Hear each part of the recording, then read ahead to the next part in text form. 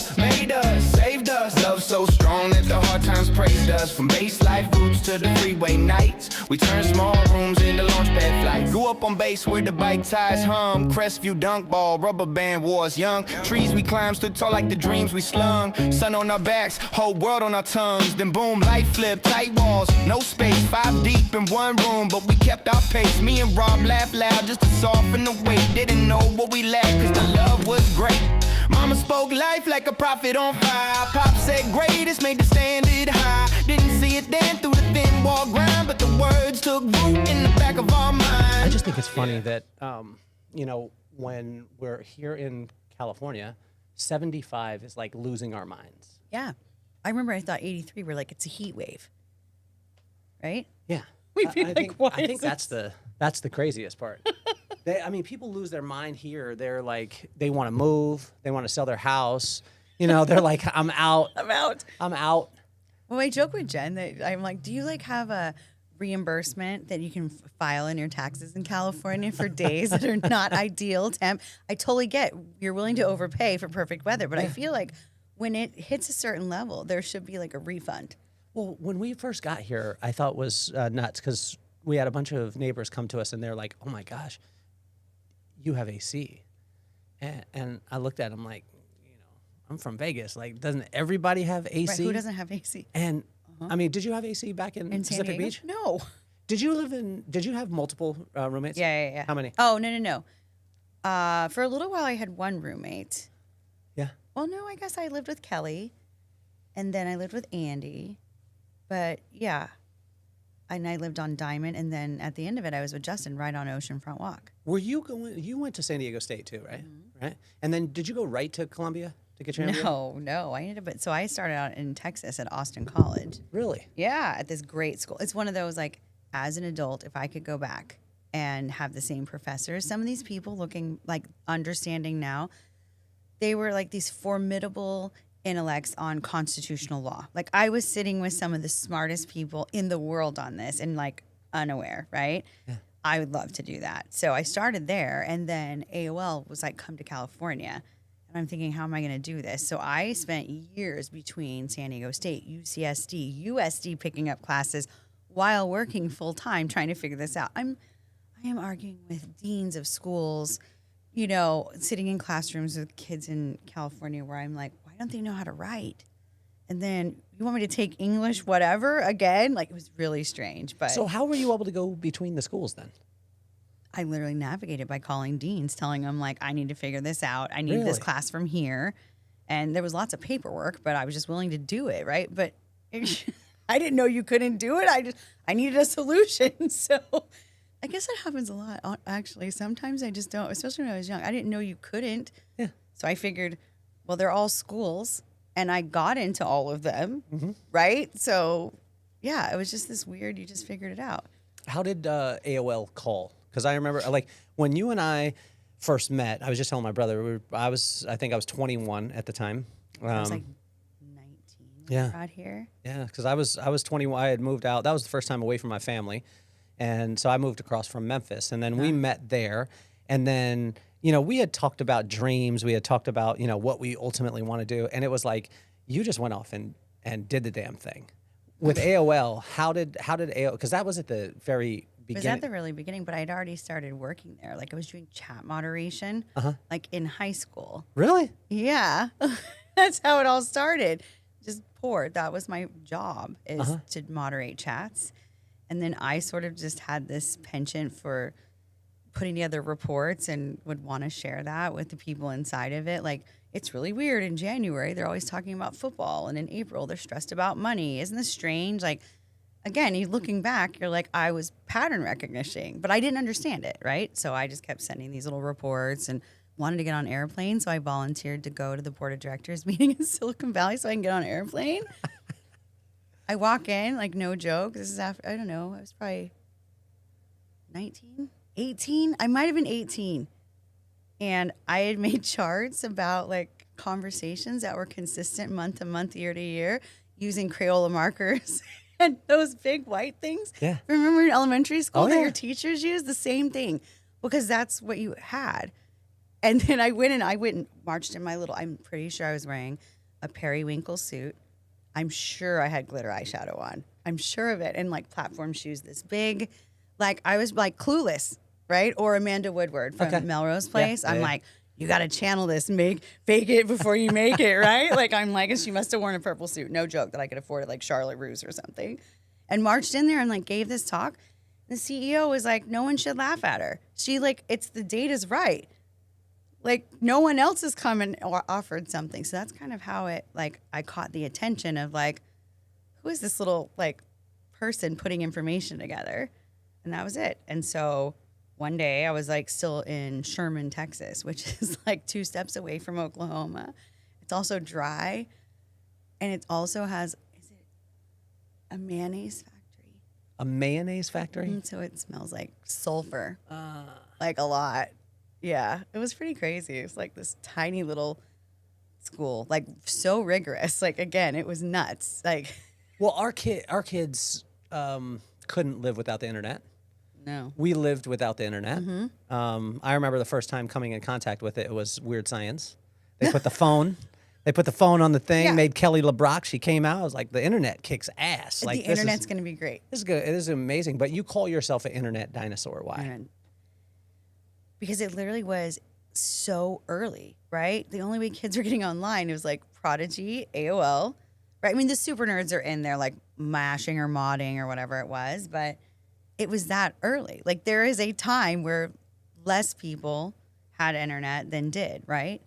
It's a dinosaur. And I can just remember all these conversations where it has to be the same that what AI people go through right now, right? Like the things we were talking about in 1990, saying we think one day people are going to send messages to each other in something called electronic mail. And that was like nuts. And we're like, and one day there'll be pictures attached. No way. I remember I've sat in front of congressmen talking about this, the information super highway, all these things. And they just thought that we were out of our minds, right? So when AI people now talk in that generation, I'm like, oh, I see you. Like, you just keep letting them tell you you're crazy because we never saw you coming for sure. Like, we're like, maybe photos will be exchanged. Now I'm like defending my kid at school because he writes like an AI robot. Like, what are we doing? Are there things that freak you out? Are there things that even freak you out, or because you were on the early stages in the internet side and what was it? Instant Messenger, because you were responsible. I mean, there's a big development team, so I got to be on that dev team of rolling that out and then seeing what they were going to do with it. So again, I'm in these like chat rooms and just figuring out what people are talking about, right? And again, I just like to put them together and be like and figure it out. Why are they doing? And it was so cute because, so my experience. This has been interesting in parenting, right? I have 2 teen boys, right, and they socialize on Discord and playing games and all these things, right? So a lot of parents around me are freaked out by this. And again, there's certain things, of course, to be freaked out about, right? I'm not in denial of that. I like to teach the internet safety class, whatever. But I feel like for me, the way they're building friendships does not seem as, I have a very unique, I guess, perspective on that. Because I grew up where I do have friends to this day who I met on Instant Messenger. And not because I worked with them, but because that was my internet friend. So when parents are freaked out about this, I'm like, yes, are they more dangerous? That's a foregone conclusion. But at the same time, it doesn't seem that strange to me because here I was getting on a plane at 18 to go meet friends in California that I was sure surfed to school all day and were very cool. But we were looking at colleges. So terrible. So do things freak me out with AI? Is that what you're like? When you look at it, is there anything that you look at and you're like, no, that's too far fetched? Because if you would have told us when we were in high school, you're going to be able to pick up your phone and have a video conference with your mom that's across the world or across the United States or whatever, you would have been like, that's the Jetsons. That's not going to happen. Exactly. Is there any one day that you wrestle with, or is it you just accept it? I think I try not to think about it, although my friend Corey Schwartz said the other day that he was talking to his daughter about like what to study in college and stuff, right? And he calls me, and basically what was fascinating is he's like, what are the jobs? He's like, because at some point, like, it's just all AI. And then there's no lower workers because those jobs have been automated. He's like, what do you tell them to go study? I'm like, he had me spinning on it. I'm still thinking about it. Do you think it'll just free them up to do things? I'm just going to move this real quick. Do you think it'll free them up to be able to do things that they want to do? And it's kind of like, say, with us, both of us owning companies at times. There was a time where we wore every hat possible. So we were the doctor, the lawyer, the judge, the jury, It's so fun everything. to be back there. Right? And so when you're in that spot and then you start to build your team, then you get to do the things that you're the best at. Sure. Do you think that that's what AI will do for us? I don't know. I'm telling you, you'll have to ask Corey Schwartz because he blew my mind because he was basically saying no, because there is no other stuff to do. He's like, there's either like the people that own and control the robots. And I'm like, but they have to consume something. And he's like, but what are they going to consume if they can make it all? I'm like, I don't know. I came up with Porm and arms dealing, and I don't know if either of those are businesses that we want to tell our kids to go into, but that is what I came up with. I like sex will always sell, principle of marketing. Yeah. And then I was like, okay, well, drugs. And then I was like, but the drug deals, like, again, who are the buyers there? He's already taken all of them out of the mix too in the whole equation. So I needed like big buyers, like countries. Then I'm like, and I think that involves guns. And then that's when you lost me. I'm like, that seems very complicated, getting into the arms race. I don't think it ends well. And then he ruined it for me that I guess Scarface dies at the end. I just thought I just wanted to say, like, welcome to whatever it is.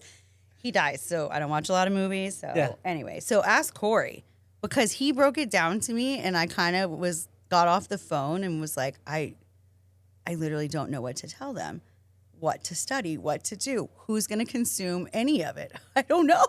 Do you think the AI though, like my buddy is an artist, and he was like, well, with the invent of AI, and I said, I think you should get excited about it because it seems to me that it will make the real art more valuable. But then there's the argument with lab-grown diamonds, right? So lab-grown diamonds the diamond is exactly the same, exactly. The only difference, the only difference between a lab-grown. The only difference, there's only one. What? It's the presence of nitrogen in the actual real diamond. That's the only thing. Now, could you see nitrogen? No. Right. The only way, because it's grown from a real diamond, they take it, it's almost like a seed. They take a piece of it, then they grow it. Okay. And they have to put a serial number on it to say that it was lab grown. Okay. But what they're finding is that more women now really don't care to buy what they're calling a real diamond. Yeah, I know, especially with diamonds. Now they're saying, I mean, with the lab grown, so there's the argument, the art part is like, will the Picassos become even more valuable when all the AI is there? But then again, you have not the case study, but you have the study of like the lab grown diamonds against the diamond. Right. My wife has both. Uh-huh. I can tell you this, she's down with the lab. Yeah. I'd rather have a plane ticket. Yeah, that makes sense. I'd rather go to Tomorrowland. Yeah. That's it. Yeah. And I'd rather have something that's actually more rare, right? Like an emerald, right? My favorite is my emerald, right? And it is so flawed and it's so perfect, right? The diamonds, no. Do you remember my first, because I'm so good at marriage, my first wedding? Remember how big that ring was? I mean, the next one was even crazier. But remember when I was moving to New York, how nerve-wracking that was? No way. Right? That's How was scary. New York for you? Because my daughter wants to live there. Oh, I'm ridiculously spoiled in life, right? I lived in New York City in a post-Giuliani world after selling a company. So I had more money than I ever imagined, right? And it still wasn't. But so I had enough, I was going to live there with a native New Yorker, so I knew Upper the East lay Side? of the land. Upper West Side. Upper West 94 Side. in the park. And at the time, we were told, like, you really probably don't want to go north of 86th Street. And I remember Justin saying, it's Central Park West. And just stopping. Yeah. And I was like, okay, let's go. Yeah, it was great. And we should have bought that. I would have gotten more out of that than Miami.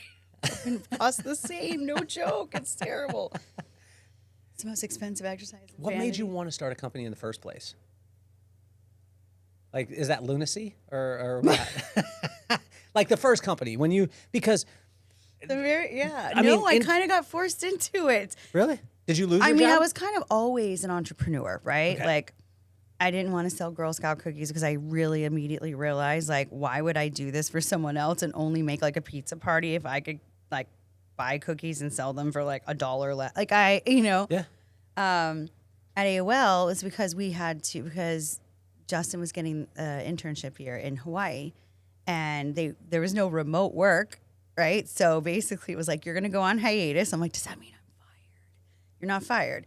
And basically, my boss is like, I really think you're an entrepreneur. Go build something. Take the year off. You'll be back in New York. When you're in New York, you can just move over there, but just take the year, right?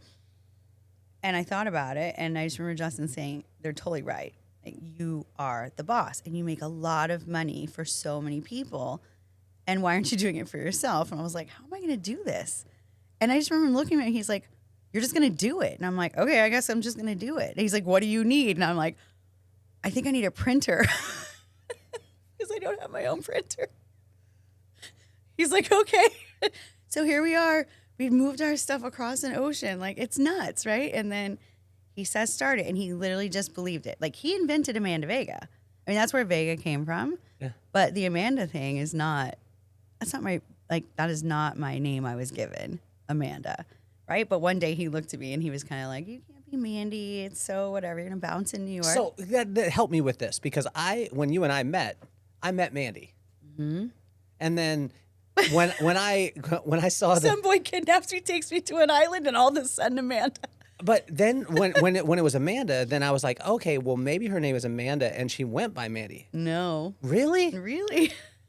No, you're going to die. Like, a version of my name that my mother has written and that I used to write as a child, MAN-D. It could have been way worse.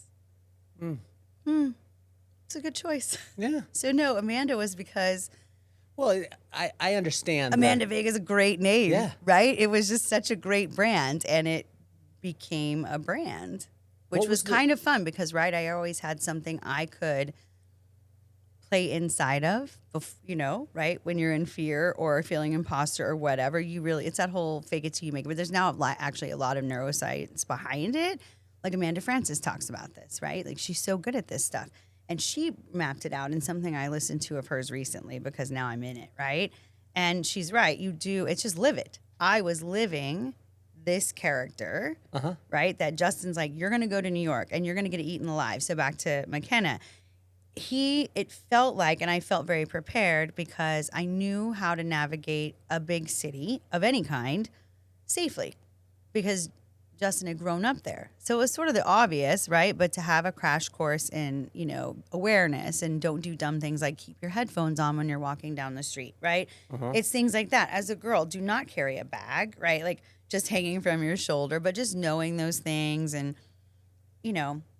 how to navigate bartenders, how to become friends with doormen and any pathways that you're always going, right? If you're always at Twilo and church and all this stuff, like anytime you can just make familiar faces in bodegos, just all of those things, which I can sit and talk to her about. I felt armed and safe in New York with that information, right? And I was just there to live out like a dream of a lifetime, right? That was it. And that's what she's going to do. I was spoiled though. It was a very clean, safe, way safe city, right? Did the company start in Hawaii then? Yeah. Well, it started in Hawaii and I sold it before I left because I was very unhappy in Hawaii. So within 9 months, I built it and sold it. I was on the speaking circuit. So I used to go around because, again, there wasn't a lot of us. So at Ad Age and the American Marketing Association or talking about search engine optimization, right? So I got on the speaking circuit young because I thought that was great.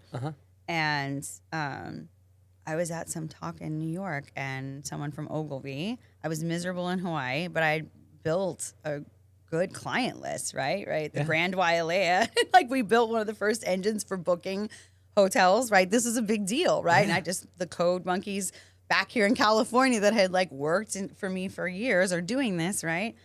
And the guy, I think at a dinner, right? It's just how my life happens. We're sitting there at a dinner. He's smarting off about how they can't keep up with Silicon Valley because the digital age is just so different, right? New York was always behind on this stuff, right? And I said, well, I'll sell you an agency. I remember And he turned and he said, how much? And I said, $1 million. And he said, done. And it was done. It was crazy. Did you feel at that point, as quickly as he responded, that maybe you put the price too low? No. I already knew what have made me happy, right? I was in my world. Okay. At the time, my limiting understanding was $1 million. That was the limit because it seemed so insane to me, right? Like I grew up with nothing. That always shocks people, right? They have no idea how poor we were, right? It was rough, right? It was just insane to me. So now it's $100 million. Literally, it's $100 million. I ask for it all the time. Someone's going to say yes. Someone said yes. Well, that's what Rephase is going to be. Yeah. It's a $100 million company. Yeah. I think all of the parts, it really is. It is. It's defensively $100 million, actually. What I'm playing in right now, if all three were taken by one entity, which they should be, it's $100 million easy. The valuation, what it could do, like with people that are way smarter than me and have much more lifespan in front of them that want to chase this kind of stuff, it really is. That's what's so crazy. And that's why I'm confident in it. So you just ask. But you just asked. Like I said, I didn't realize it was actually going to go through. I then later was like, oh. How quickly did it happen? Months. I mean, it was like 2 months. It was so easy back then because every big agencies and traditional like full stack agencies were just gobbling up digital houses, right? It was pretty easy. Yeah. And then what'd you do from there? You got to New York and then I got a little bit of golden handcuffs with them, which I then solidly took advantage of, right? Did you keep a percentage of the company when you sold it? Nope. No. That one I just sold out. Just sold and done. Did they keep you on? I had to do 6 months. 6 months. Okay. Yeah. All right. And then it's interesting with those as far as the sales, because as I've gone along, all my friends who have sold, most of them they retain maybe 15 or 17%. Yeah. They keep them for 5 years or whatever it is. Right. But a lot of people who have never sold a company, they don't know those parts. Right. They don't Yeah. So understand they that leave part. a lot on the table, right? So 6 months, they just asked you work back 6 months. Okay. Yeah. I had to do 6 months. And I took advantage of it because I was very clear that I was sitting in one of the best agencies in the world, right? This is what Mad Men is about, right? And so I very strategically knew that I didn't know enough about traditional advertising because it's not like I studied marketing. That's not what I studied in school. That I was in front of these people that were creating campaigns for Coke and all these, whatever it was, right? So I just volunteered in every department, right? And just did whatever. I'll get your coffee for you. And I would just sit in the meetings.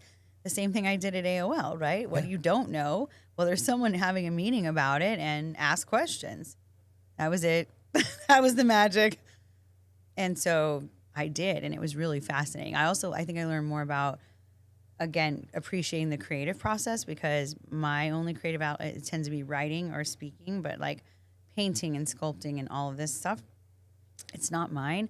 To watch creative directors that come up with these campaigns like taglines and whole like things that are going to take someone on a journey for 6 weeks of through the holidays, right? In all of these different formats, to watch how that works at these massive agencies in New York it's so wild and it's so cool and inspiring, and I have stories from it that it was the best decision ever. That was probably the most valuable piece of it, was being able to work with those people and really understand, and I think then appreciate them. I think that's what made me a good business owner the next time when I built it, because it was about the team. I knew it was about the team before, but I didn't know what the foundational part was until I watched someone else do it. And then where they weren't doing great either, on this, oddly enough for me, on the soft side, right? Which is weird. So I think that was pretty magic. But yeah, business owners, there's a lot more available now, right? Yeah. I think Shark Tank helped a lot of people understand that there's ways to, skin that cat. I wouldn't have known. I didn't have my MBA at the time I sold the company. Can you imagine? But it did work out as a great project whenever I had to do something like, tell us a buffoonery joke of where a company, whatever. And I'd be like, I've got one. I would just write about my own company. I had my best case. How'd you come up with the million? Like, what was that based off of? It was literally just like just because you wanted $1 million. $1 million. You wanted $1 million. Right? When you're a kid, doesn't $1 million, when hell you were yeah. 15, right? $1 million? Yeah. Okay. That was it. So the next one, what's the next company that you built then? Because that's the one that you built in New York, right? Yeah. Yeah. So then Amanda Vega Consulting Got it. was the second one that I built. And that one we built as an employee-owned company after surviving 9/11, right? So there were two other partners at the beginning, and then I was left with it all. What happened during 9/11? Not what happened, because we all know what happened, but what happened in that world? Right. So we had your world. we had a splitting off of ways, right? So we there was a bunch of tragedy, missing a lot of friends, employees, things like that. One of the business partners, and there was a departure of another one, just kind of wanting out of the whole thing, right? You can imagine a New Yorker. So I kind of thought Were you there? Were you in New York? I was traveling at the time. We had clients in Trade Center, in towers, because we worked on Cantor. Remember, we used to do a bunch of regulated comms stuff for FINRA and stuff. So, yeah, it was even almost like scarier, right? Because we're all scattered and then getting to come back and help. It was really crazy. It's funny. Peyton asked me about this morning on the way to school. Really? Yeah, and they don't really ask about it much, but they asked today, and he said, what is something positive you took away? And I said, well, I will tell you this. At its worst, when I was there, the New Yorkers, the heart of New York, and really what that dream is that is probably in the soul of McKenna that she can't put her finger on, is that. It's just something. Give us a common enemy. We are New Yorkers, right? Yeah. All of a sudden, I was a New Yorker. And so they were lovely and helpful. And I told him, I said, there was no wild looting and rioting like immediately. There was nothing like that. It was, these 5 strangers can come stay in my house until they can, get their way home because the bridges are shut down or whatever, right? So it was interesting. It was like you saw the heart and the compassion of people that can exist in this, jungle that no one gets enough sunshine in. I thought it was remarkable, actually. How did marketing change during that time? Was there oh a my change? gosh. Well, you had the messaging, right? Like I told Peyton, I said, so many small businesses were shutting down and big businesses, because I was like, you have to realize, like, banking stopped kind of, right? Even when it was like what was it? I don't know this off the top of my head. So the stock exchange, did it shut down or did we prevent it? There was something. Gosh, that's so long ago. Isn't it wild to think that was so long ago? I remember, where were you when it happened? Like, were you on a plane? You were on a plane? I was in Vegas, and my dad called me, and he's like, turn on the TV. And I turned on the TV, and I saw the second one hit. And it was surreal for us, too, because Vegas is such a travel place. Yeah. So I had clients that were from Chicago, right, that now all the flights are shut down. They can't get home. So I had clients buying cars in Vegas to be able to drive back home to Chicago to sell the car once they got back home. That's crazy. Yeah, it was nuts. It was nuts. Was there like... That's so crazy. Was there a shift in the way that marketing was happening during that time, or did it shift the industry at all? Because say like COVID, right? COVID switched a lot of industries. Yeah. Right? And say like for me, being in the professional beauty industry during that time, it shifted things, even the restaurants. It gave restaurants the permission to not give you top-level service. Right. And people were okay with that. Sure. And and someone continue on the same pathway, right? That's a little bit... I think there's going to be a renaissance of service. I mean, that's a whole another rabbit hole. Oh, I think so too. I think there's going to be a renaissance of it. Absolutely. I keep reading marketing stuff too that talks about how if you're not paying attention to some sort of in-person experience with the brand, you're going to be missing it because everyone is so starved for human interaction and stuff, and that makes absolute sense. It's one of the things that we're trying to figure out too, right? Like, I don't want to run a bunch of like perimenopause like support groups or anything, but like, so our idea is like, how would we maybe inspire other women to then inspire it? I don't know, but yeah, they're starving for the in-person. What do people not know about, say, like the marketing side of it? When you alluded to it earlier when you were saying, around, what was it, January, people were talking about money? Was it January? Oh, like people's human behavior. So in January. Like when you see that, like, yeah. When I get a chance, I'm very fortunate because I get a chance to be able to sit down with you, and I've known you for years. I mean, it's been 39 years now. Or has it been, no, 29 years. So, yeah, 29 years because I'm, 30 years because I'm 51. So, 30 years. So. That's so weird. I don't look a day over 22. Yeah, of course. But when I'm very fortunate because I have so many cool friends, and so they tell me the insides of their business. Right. But to the normal consumer, it's funny because I think a lot of us as a normal consumer think, oh my gosh, I can't believe that I just saw that. That's like they're reading my mind. And from a marketing standpoint, you're like, no, bro, I know what you're going to think before you think it. Can you take us behind the curtain that way? Because this blows me away. Well, it's funny because it used to be actually way harder, right? Technology has literally changed all of this, right? So at the baseline, there's just normal human behaviors and predictability in them. And the toughest thing, and what I always say makes or breaks a really great marketer, is who is honest enough to actually have those conversations. I don't have time to be worried about hurting someone's feelings. I don't want to, say like, but not all. You're like, literally, it's data put into segments, and humans sort of will do a lot of the same things, right? And when I was in college, you were studying simplicity of like color psychology, like that red curtain behind you. The reason movie theaters use red on the walls. Think about every movie theater you've been in. They're red, right? Yeah. It's red. Makes you hungry. What? Where they make their money? Not off the movie concession. That's why. Isn't that crazy? That's organizational, developmental, industrial psychology. That's what I got to study. Like, Is that why McDonald's is red and yellow? I don't know if they had a theory behind it, but what's it's the like thing restaurants have a lot of red in it, and then like, purple tones and blue tones make your regal. So when people are branding, there used to be like very rudimentary stuff. And you have to think about psych as a science hasn't been like considered a science for as long, right? It fell more onto like philosophy. Jen and I were talking about this yesterday. We'll call McElvaney. She'll tell you. Yeah. And so the rapid fire of it. So when I was in school, it was saying like, will humans do more to avoid pain or seek pleasure? Avoid pain. Yeah. Yeah. Which is weird, but it then gets. So how do you But market in to different that? places in the world, the differential on that is very different, right? Really? Yeah. How do you market to that? Then you just basically, because a lot of the marketing is fear of missing out. Like, Right. oh my gosh, if you don't get this, Yeah. if you don't get your lady from De Beers, you don't get her this ring. She's not going to marry you. She's not going to love you. And so is that a lot of? Yeah, it's like persuasive writing. We choose words very carefully, right? So my favorite part of marketing is the words, right? I'm a logophile. I want to dig into a word and pick a word. I say I choose words to move people into a position. That's what I do. Help me with an example of, okay, here's one that's Right. So we're paying bland. fear versus Like here's a bland statement, but I'm going to say the exact same statement, but I'm choosing my words, and it's going to cause you to move. Well, think about what Chick-fil-A does. What do they say? My pleasure. Mm-hmm. Right?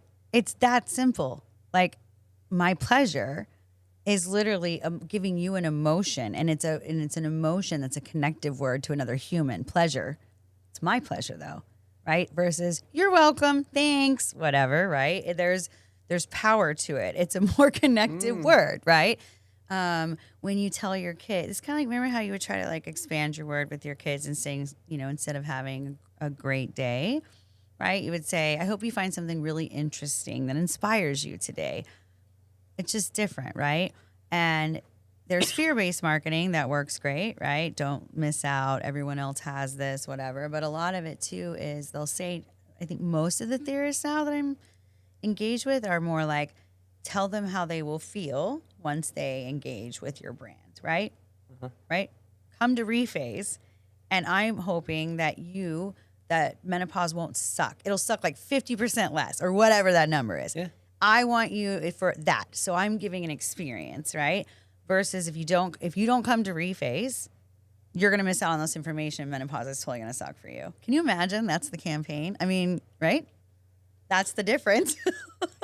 Do you think it's just the commitment of the person to the campaign, or do you think that because there's sometimes where the second one, there's people that I know that literally their personality would just say that. Yeah. Like, you're a dumbass Yeah. if you don't come with my brand. Seriously. And then it blows up and you're like, oh man, she just speaking her mind. And then another person tries it, but they're not committed to it. Is it the commitment or Yeah, is it I think it's, isn't it? I think it's audience. I think it all boils down to audience, right? Which is, Do you think there's an audience for everyone? yeah. Do you think they're already like assembled and they're just waiting for their person to show up? I think people can be inspired into a new audience segment, but yeah, I think people are sort of sitting in a space and seeking something that feels the same and similar and familiar, right? Their audience. I think a lot of times when we're not feeling heard, it's an audience problem. It's not necessarily an us problem. And I think that, yeah, I think there's probably enough room for everyone, right? It's like if you take like Amanda Vega Consulting, if you look at the brand, right? People are floored that it says snarky. I'm like, but we're all so snarky. I took my company through the exact same branding exercise. I had 2 clients to pull it out of you, like it or not, right? Your brand is full of positive and negative. It's just the experience of it, right? Snarky is who we are. That does not mean unkind at all. It's just kind of a PETA, yeah, right? And my whole team was like that. Highly educated, like ballers that started in the beginning. You don't think there's a little bit of arrogance? And now we get to say, you know what? You kind of, please, we were there. Like what you get to do now, like they thought we were literally crazy. Wouldn't give us jobs, right? So yeah. There is brand for that, right? And we used to say all the time, if you're looking for an agency that's going to be like, Kelly, this is the best tequila I've ever had in my whole life. I've never seen a bottle better. That glass is perfection. Let's do some more marketing. We are literally not that agency. We can totally refer you to lots of them, and there's nothing wrong with them, but you're going to be miserable. I'm going to be miserable because I don't have time for that. It's just not who we are, right? How'd you take a person through? Was there on branding? Almost like, yeah, like was like there a cadence for you? So what was it? Yeah, I came up with a formula. Like the whole team really got narrow on it. It usually starts with like a questionnaire. Like I would send it to like you, a friend, a professor if you were in school, students if you were a teacher, like your employers. I'd send it to your brother. I'd send it to your ex-wife. I'd send it to some old clients, someone who fired you, someone who hates you online. You go through all of the people that you serve or come in contact with, and it's kind of just these very basic questions. And it's in the simplest of ways, people can do this at home. It's really, you just have to be honest about the answers, right? If you were to give a toast about Kelly, what would the toast say? Because, use as many adjectives as you can think of and tell any stories that are impactful. You get to see, because you will come back and see like common denominators, right, of all of it, right? And then anything that's negative, what are his challenges, right? And what are those? And we take those in a framework, right? And sometimes this could be thousands of people if it's a major company, right? But for a smaller personal brand, it could be 5 at a time. So we try to do 25 on each site in each of the thing. And then you basically loop them all together, right? And at the end of the day, snarky came up like 100 times. It could not be included. We had to address it, right? Answer the objection up front if you're looking for, like it's just not Amanda. That's okay.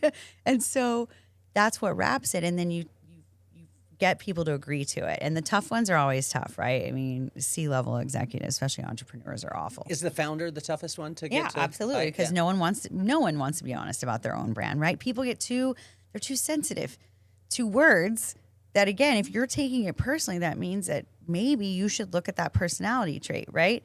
When someone says, like, I'm direct, right? It's this. Oh, it's Amanda's here, but not Mandy. Okay. I think that's great that when we're talking business, and then if I'm just being silly, but it's apparently confusing for some. That's okay. But you have to be okay with it, because if not, you have blind spots everywhere. And to me, it's no different than being like, did you know, this might shock you, did you know I'm really short? Like really short. To me, that is no difference in being like, you're really kind of a smart ass. It's no different to me. Descriptors, right? Founders, and they love to get stuck in like, I read a marketing book, or I'm part of this group and I saw this guy speak and I'm the best at customer service. All of them.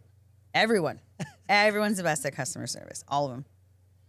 We're the most advanced. We're the this. And I'm always like, but you're not. But are you? I mean, maybe you are. Like we're going to speak in absolutes. Like, whew, I hope you have a lot of data. If not, pick something else. But start with who you want to serve. Start there. Who do you vibe with in a room? Actually, like, go after those people. That'll make your life easier, right? But yeah, founders are tough because they don't like to hear bad things. They think they're perfect. Do you have them build it for the audience? Like I was talking with my friend Larry Namer, so he was the founder of the E! Entertainment Network. He has a little bit different thought process where whenever he makes TV, he makes it for the audience. He doesn't care about his own feelings. Yeah. he doesn't care. Yeah. He's like, and he's a big Because he's proponent. building a product to sale. Yeah, To somebody. and he's a huge proponent of like, he's very outspoken about like, don't do what you love. Like, Oh, interesting. he's like, don't do what you love. Do something that will get you the funds to be able to do what you love. That's in, but Okay. but that's his thought. Sure. Right? Well, and you're- maybe, yeah, because I don't know he's necessarily negating the one. Maybe it sounds like he's saying maybe there's a stepping stone there. yeah, and Maybe. So it's interesting though, because then you have some musicians that are like, I don't care. I'm not writing for the audience. I'm writing for me. Uh-huh. Is there a right or a wrong in those scenarios? I think the right or wrong is whatever the hell you want it to be, right? It is your life and your destiny. I don't know if Have I you bet seen you someone write for for themselves or make a product just for themselves and then it have mass appeal? Yeah. So many juvenile products, right? All the baby products that I got to deal with over Yeah. with 3 Ps. So we segmented off an agency just to do that and became one of the largest in that space.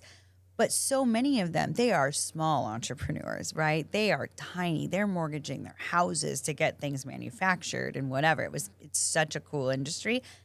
So many of them, most of them out of necessity. You know who's really great at it? The dudes would always come up with really innovative things, right? But yeah, a lot of them just create products for themselves. And I would say when I would watch like pitch competitions, it's probably 50-50. They were great versus bad. And I would bet that the same number of people that were like, I went to business school and we're supposed to come up with a concept to build a company that would be profitable, I bet you their fail rate is probably the same and they're building it for an audience. But anecdotally, that's my guess.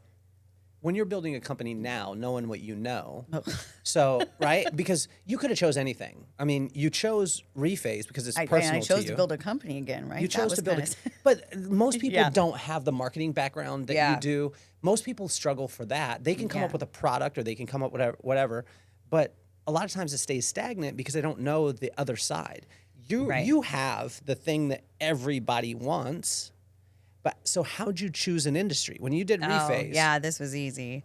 And I will say, and I don't know who said it, so whenever the podcast goes. Someone you can- can say whatever. We won't even fact check it. No, why You know what I would mean? we? Yeah, just Listen. Make No, it'll be my claims. son. Mom. Yeah. Somebody said, what America typically has, the American entrepreneur, is a distribution. We're solving for distribution more than any other thing. I used to agree with you. I used to think it was marketing, right? It's the messaging, and in marketing, a lot of times advertising fits under it or vice versa. So it all What's gets the difference between the two? advertising is typically the paid side of it, and the way more the creatives live a lot over there as well, where marketing can fall more into broader scope messaging and positioning and all that. Which one do you like? I mean, do you? I love? like marketing Do you more. love- okay. Yeah. Because I think in advertising, again, it's hyper creatives, right? They're just, even the ones that are putting together strategy, it's the artists live on that side of the agency. Yeah. And they're just different. They're just different than me, right? I can make them cry. I don't like that. Because I don't care about a Pantone color. And if the client doesn't like the Pantone color, then just change it. And this will really upset an artist. And I get it. And I also have my own color of Pantone for Amanda Vega. So some people are really picking up Test Tammy. I think I have my own paper. We should call her. So distribution is what I've heard. And I'm like, actually, now that I'm on this side of the business, yeah, distribution seems to be the issue. And I don't know where that tends to fall into sales, but I think it's also a marketing. But anyway, this one literally was, I'd exited the second agency and served longer than I thought I would. So when you exited the second one, did you sell that one? It was an employee-owned company from the ground up, Okay, and I got it. basically let go of it before everything was gone post-COVID, because what no one ever talks about is the businesses that didn't get paid for during it and then after, and our clients that went under. I mean, it was shocking. How quickly was that? I mean, the big hits from the big ones were within like 6 months. But I think what devastated the business more was honestly those small businesses that we would just keep serving, because these are tiny little businesses, right? How are we not going to do their social media posts? How are we not going to, right? And then you realize like they're not going to make it because of really insane things like retailers enforcing like penalties for things being stuck on boats, even though their stuff is on the same boat. Like insanity was happening. And those were like years afterwards, right? So I was like, I just don't want to do this anymore.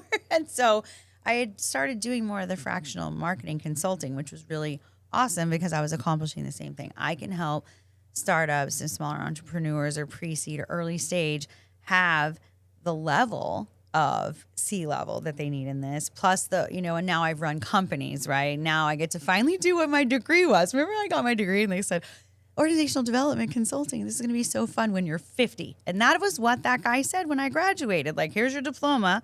You won't do anything for 30 years. What? It's a good thing I had a job, right? Yeah. But here we are. So it was that, right? So this time it was Alicia had worked for me for many years and I trust her. And now she's, one of my best friends. And her and I were looking for the passion and the low hanging fruit at first. Everybody was talking about AI and we were going to write AI policy development and things like that because we like the legal stuff. And then we thought about going back to market to like educate younger entrepreneurs, like in marketing of how to build agencies. We thought about that. Cybersecurity, of course, came up. But really what kept coming up over and over again was perimenopausal symptoms, right? Because, so 45, right? Alicia's younger than me, which is tragic. But anyway, all of our friends are now starting to complain about the same thing, right? Just weird, like random things. And so at the same time, I was doing some M&A work and trying to build this other longevity company that is still out there and one day is just going to take off. We started running into like more tools and like what's out there. And I had to read like research on medical things happening around the world and discover that, well, yes, they do that. They do healthcare around the world, not just here. They have different theories on it sometimes too, as it turns out, right? So it became, both of us knew that we thought about having like a business, honestly, like, should we just have like vending machines? Like, should we just have a product so we don't have to deal? Like, we're so tired.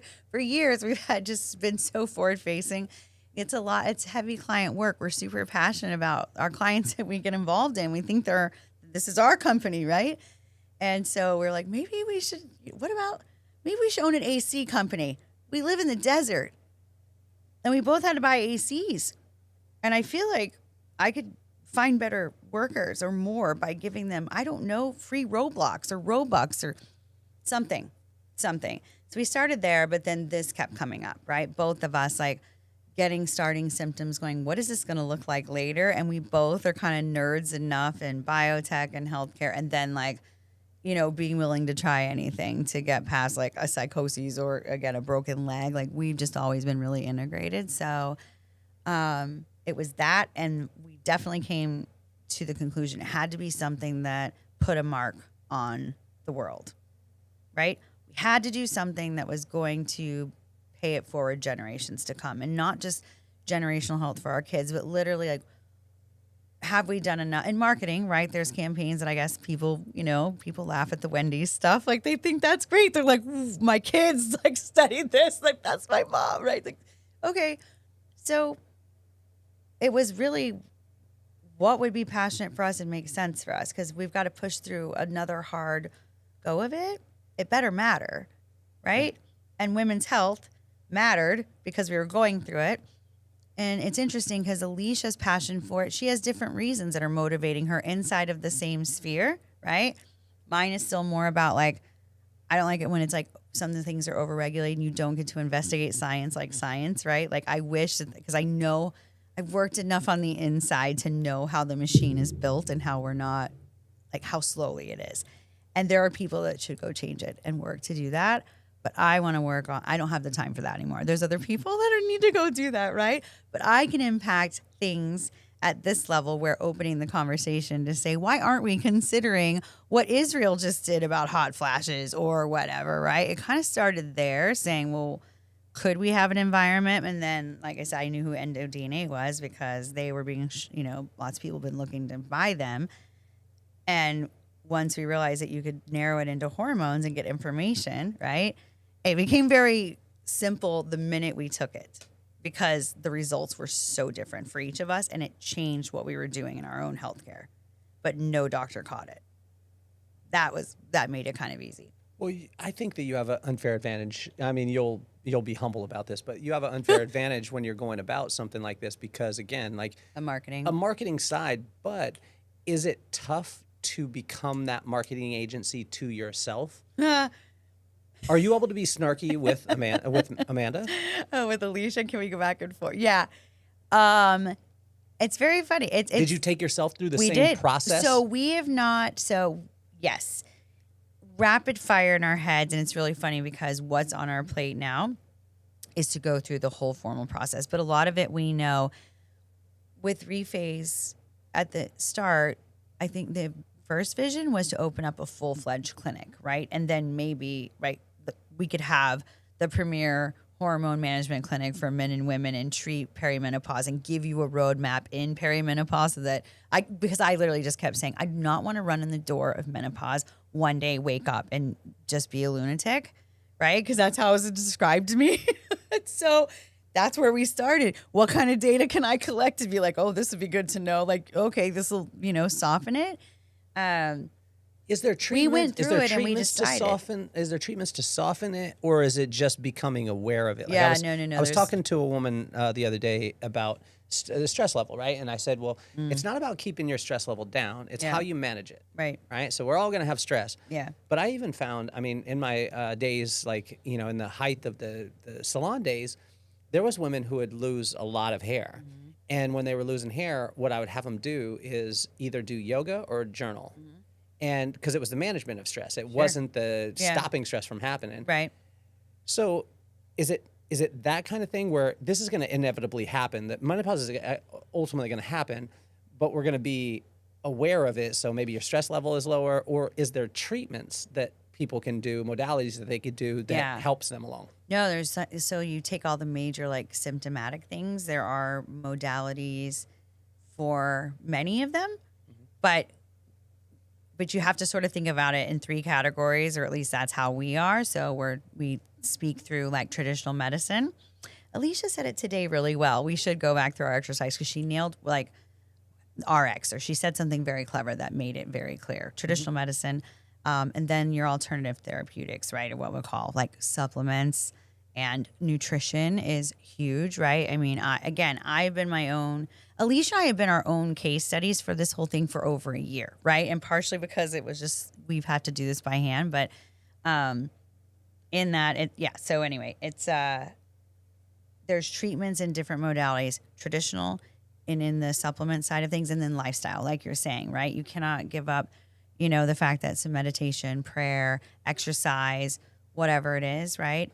Can change everything. It gets a little more precise with some of the genomic stuff, right? That's why we're like, cool, it's a DNA test. That's simple, right? It's not diagnostic. It's like, this is just kind of who you are. It was like how I loved Kathy Colby, rest in peace. You are who you are. Don't apologize for it. You are who you are, right? Your body is this. And so in the symptoms, it can kind of tell you, like, if you're going to have a higher occurrence or a higher level of severity in something like hot flashes, the waking up in the middle of the night, all of those things, right?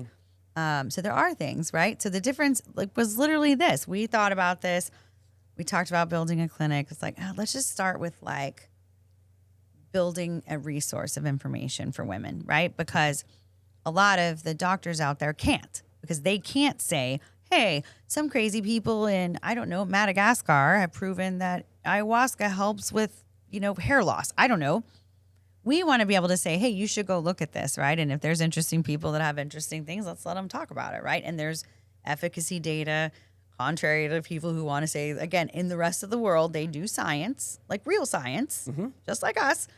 So we wanted a space to just do that, right? And that's kind of where we sat.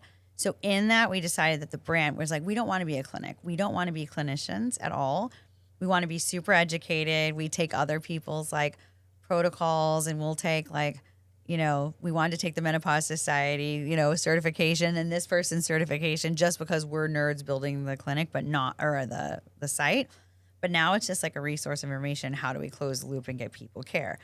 But on the symptom side, to go back to, so the brand, to the first question, it's literally just Alicia and I. It's one of the easiest brands because the brand is about the journey. Like, it's just that. we don't have to overthink, like, I mean, we get wins every once in a while. Like, I got a big win on the whole SNPs thing. So when you get into genomics, that's like the swinging. Well, we have a lot of SNPs. We apparently have the most SNPs. And I got to say that the other day and it was legit, and they were impressed. And I was like, oh, look at me. I'll have to tell Len about that. He'll be very excited. But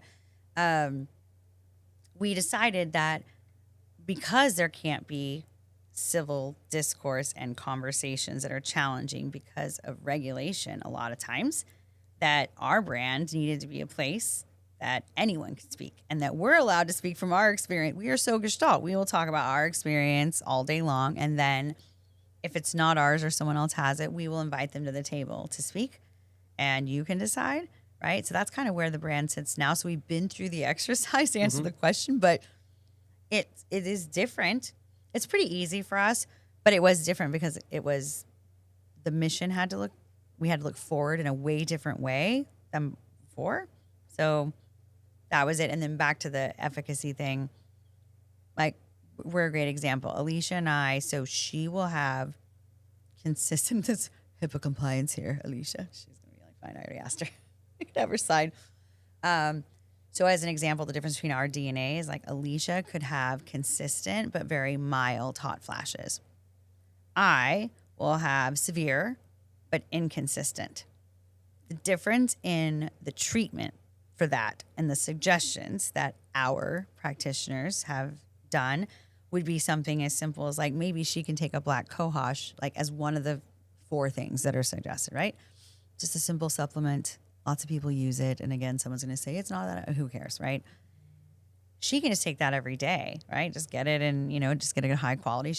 We have it now, right? I need a sublingual, like, immediate. So I would be able to pop that if I get a hot flash, right? So it would be interesting to see, and I think what is the percentage of better experience did that one piece of information create? When you look at numbers about how often women, lose time in the workplace because of things like hot flashes and whatever, right? It could be a lot. Like, I'm like, what if that's 5%? What if there's 5 major symptoms and we give you information that it's cool and changes 3? What percentage is that? I don't do the math. That's where it is, right? And that's really cool. To me, that all of a sudden was worth getting the rights to take this test to the consumers, right? That don't have doctors that can sell this to them, right? It was that. So yeah, it could change a lot, right? There's pellet dose. I mean, Alicia got a pellet, right? And the hormone in it. Her DNA would have said to never do one certain thing, like, for whatever reason. Now she knows. Right? So even her pellet is more precise. All of these things, like, it's pretty cool, right? And it helps. So if I make their day like 5% better, I feel like I've done something really good for the world. And more importantly, in all seriousness, I think it's opening dialogue to allow everyone at the table, because there's not a place really for everyone to talk. Maybe that's it. Well, with Reface, so the DNA test is the entry, right, to it, and then that way it opens up to the supplement side. Yep, the supplements. We just finished formulating a ton of supplements, so we'll have supplements. I think those are live. What's the difference between perimenopause and menopause? It's just the timing. So peri is beforehand. It's before. Yeah. How long does menopause last? Oh my gosh. It really seriously depends, right? So I heard one of the brains on this today, I gave a talk and said something about like 10 and 10, right? You could spend maybe 10 years in perimenopause and 10 years. But then I've heard other clinicians say that sometimes menopause can last 20 years. Like, it's what? all right. And again, even when you have experts, it's like it just hasn't been studied enough. There's not enough research dollars. So it's all over the place. This is a long part of your life, right? And it's not just the opposite of what our kids are going through in puberty. Like, it's not just like the tipping of it. That's what I thought right? it was. I thought That's it what was I the thought it was switch too. into into Thought like the off other. on switch. Yeah. Well, I thought it was like, puberty is like, hey, he's a boy, goes through puberty, he's a man. Right. I thought it was, and most people do. Yeah. Right? Or maybe I'm just the only one that thinks this, but Um, We're gonna take a poll. you know, the menopause side. I thought, okay, you go through menopause, boom. Now you're. This sounds bad, but now you're an older lady. Now you're an old lady. Yeah, I said older. I didn't say old. I know. I said older, more mature, more seasoned. Is You just what call I'd an say. old lady. Like, again, those things don't bother me. Like, Right. I don't need a more delicate word. Like, you're an old hag now. Yeah. All right. Okay.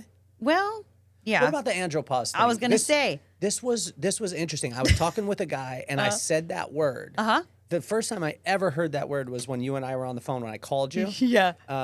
Randomly. But andropause.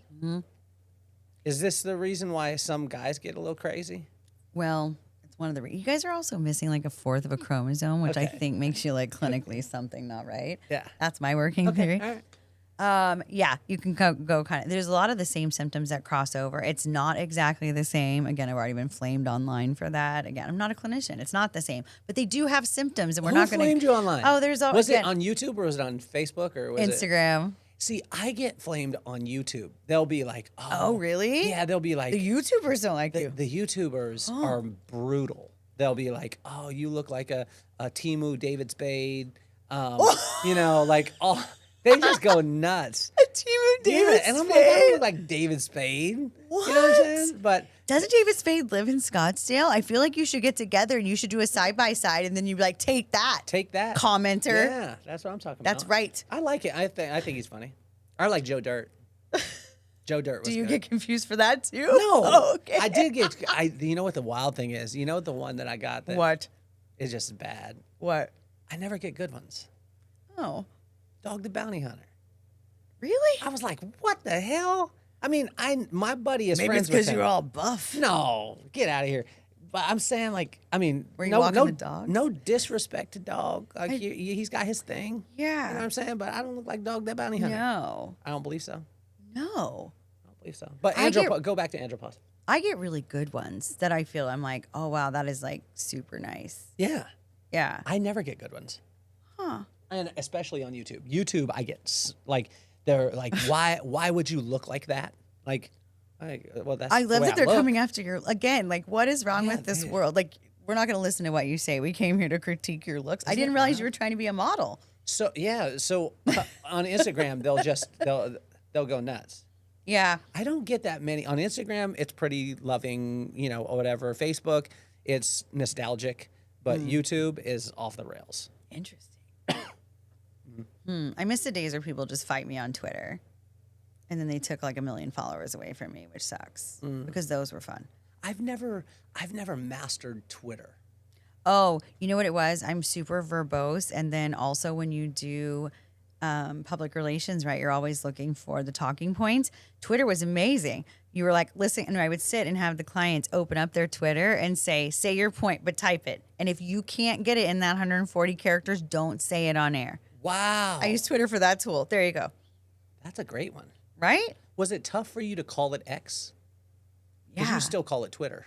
I still call it Twitter. Yeah. Yeah. I think that was a tough one because it was like X, formerly Twitter. And I was like, then just keep it Twitter. Right. Yeah, I think you should have kept it. You can't mess with like nostalgic things like that. That's like old school. Like, And if you're just walking and you're like, are you on X? Like, right. that means something different Yeah, you to got us, a whole bifurcated especially brand. growing up. Yeah, absolutely. Growing up in our time. Yeah, no, and you didn't make something new, and you it was bad. Sometimes you just got to keep with the original. Yeah, I Yeah. think so. So andropause, yes, can Andropause, make yeah. man crazy. Does it give us hot flashes? You know what? I'm not 100% sure on what that Is it lower testosterone? Definitely testosterone Okay, things. so that's less drive. I know that you get the same, and you get the same, the weird like waking up, disrupted sleep, right? Okay. 3 a.m. That I know is one of the symptoms. The mid belly weight gain, but again, could that be caused by hormones, right? Irritability. Do you think that though is diet? Well, I know that they can control it by diet, right? So that becomes the big thing. Like, where does it go, right? Like, our precise nutritionist, like, has changed things that, like, I used to have to take medication for by giving my body the right nutrients, right? Okay. So I've had things like that done with peptides, right? Before those were cool and everybody was doing them, right? So I think it's all about the holistic part of it. So we don't know, right? But if we know something that gives you a baseline and then you can make a pathway. my whole thing was, what if I can get my body into whatever the best baseline could possibly be before I hit menopause, so that we've sort of ironed out all the wrinkles that we could possibly get to. Like, okay, you have a huge vitamin D deficiency. I mean, again, go figure, right? You can just look at me and tell this, right? But like, it needs to be a methylated this, and it needs a K, which I think is really funny because then I put an IC on all my bottles. I'm a funny girl. What if I could get a better baseline, right? Get in better shape, take the right supplements, eat better, so that then whatever the wackadoo that is the hormones and all those things that what if you can't fix them? What if you can correct them a little bit, but then you only need this much of something that isn't natural or whatever? Again, I don't care. I'm not anti anything really. I struggled with it for a little bit, like just because the either medicine part or things like that, just because I never took a lot of medication growing up, and so I struggled with it. And then my friend and I had a conversation, and it was like, well, I'm putting Doritos in my body, which probably isn't the best for me, but yet I'm having a challenge with a medicine that will help me. And so it was interesting. Yeah. It was interesting that way, and kind of getting over it. What about the person that, I think a lot of these conversations for us, when we were in Pacific Beach, and neither of us could afford to have a full burrito by ourselves. Right. This probably wasn't the conversation we were having. No. Okay. So socioeconomic situations change conversations. What about the people that don't have a predisposition to this kind of conversation? How do we help them? Because say my mom, when we were growing up, I was just talking about her the other day, and I wanted a pair of skates, and they were roller skates, and they were from the village roller rink, and the kid who his dad owned the roller rink had the skates, and they were like a mid top. They had fat, like a off-white wheel, and they were kind of like fatter on the outside. They stuck like off like the car. speed skates. Yeah, they were no joke. Yeah. And I wanted those, and my mom got me Veriflex skates. And Veriflex skates were like from Target or Kmart. Oh. But it was all she could do. She was raising 3 boys. She was working 16 to 18 hours a day. For her, if we would have said modality, she would have been like, yeah, you need to beat it, because I need to work for 16 hours. You're right. How do we get this conversation across the board, or does it? Does this conversation generally only happen in the type of scenarios that we run in now? No, I think right now, like many of the conversations that wrap into like biohacking and epigenetics and precision health and longevity and better lifespans for, healthier lifespans. It certainly is permeated at the top, right? What's interesting though, is that in the schools, right? And I'm not going to say it because I can't say it. In our kids' life, they study the ECS system. Endocannabinoid system. Endocannabinoid? No, you have to, I can't say it. You have to call it. This is like every time in the meetings, I'm the one and the communications person, I get it wrong all the time. Okay. That's all right. We ain't going to fact check you. Oh, no, it's hilarious, though. So they're going to laugh. ECS, though. The ECS system. Okay. Right? So you know how you grew up and you're like the parasympathetic system, right? So the system that takes cannabinoids, like from weed, right? There's a whole system. And I bet you, ask your kids, I bet you they learned about the ECS system. It's not really? Yeah. And then they learn these things, and genetics has helped that conversation. So in the schools, right, as they talk about genetics, epigenetics, they slice and dice and move quicker. I would hope that more integrated and precision ideas will be talked about across the board, even at like lesser incomes, things like that. What you hope is that the availability, right, of these types of things, right, permeate, right, in the knowledge. But I don't know, I have great faith in this younger generations, right? They are learning so much, and the ones that are, the playing field has been leveled in a lot of ways with tech access. And then what I hope is that, again, the that the younger generations are going to be more inspired to go out, right? They're kind of more worldly, right? Like my kid wants to go to school in Norway, like legit is going to go, right? So maybe that's how it happens. And then I don't know, but yeah, for the most part, it's mostly hyper rich people that get the luxury of having this conversation about my menopause experience versus somebody else, right? How much time will you take and spend? Like you're starting, you guys are starting up a new company. How much time will you spend on other people's marketing now? Because Oh yeah, because we have to like feed our kids and stuff. Yeah, well, I mean, yeah, because we do, and that's the It's real. That's the real conversation. That's when you're totally starting what a it business, is. right? No, it's rough, right? Like it is rough. So right now we get to dedicate about 25%, right? Her and I have to make a really concerted effort to segment the time. She has right now more time because she's off of contract, right? And I'm on contract with the other side, which is good. It's actually, this is the first time I've had a business partner, right? So it's not just me. This is interesting, right? I'm also now beholden to other sources. It's not just my services and people, right? It's very interesting to be in this part of it. So about 25%. So it's a very slow, it's, you know, like there are tests like that arrive like at my house and in a box, and I got to put them in the mail to the customer, right? I mean, it's so cool, but it is that right now, right? I didn't have hair done since May. Ask Jen. I don't know why she didn't get it was bad. So take me through okay. So a woman wants to get involved with Reface. So she reaches out, she does the DNA test first. Yep. So she gets the DNA test, and then who reads the DNA test? So right now we have a couple of OBGYNs that are working to read some of the tests for us. We're talking to some cardiologists. That's part of what, like this week, what we're working on is to get more clinicians.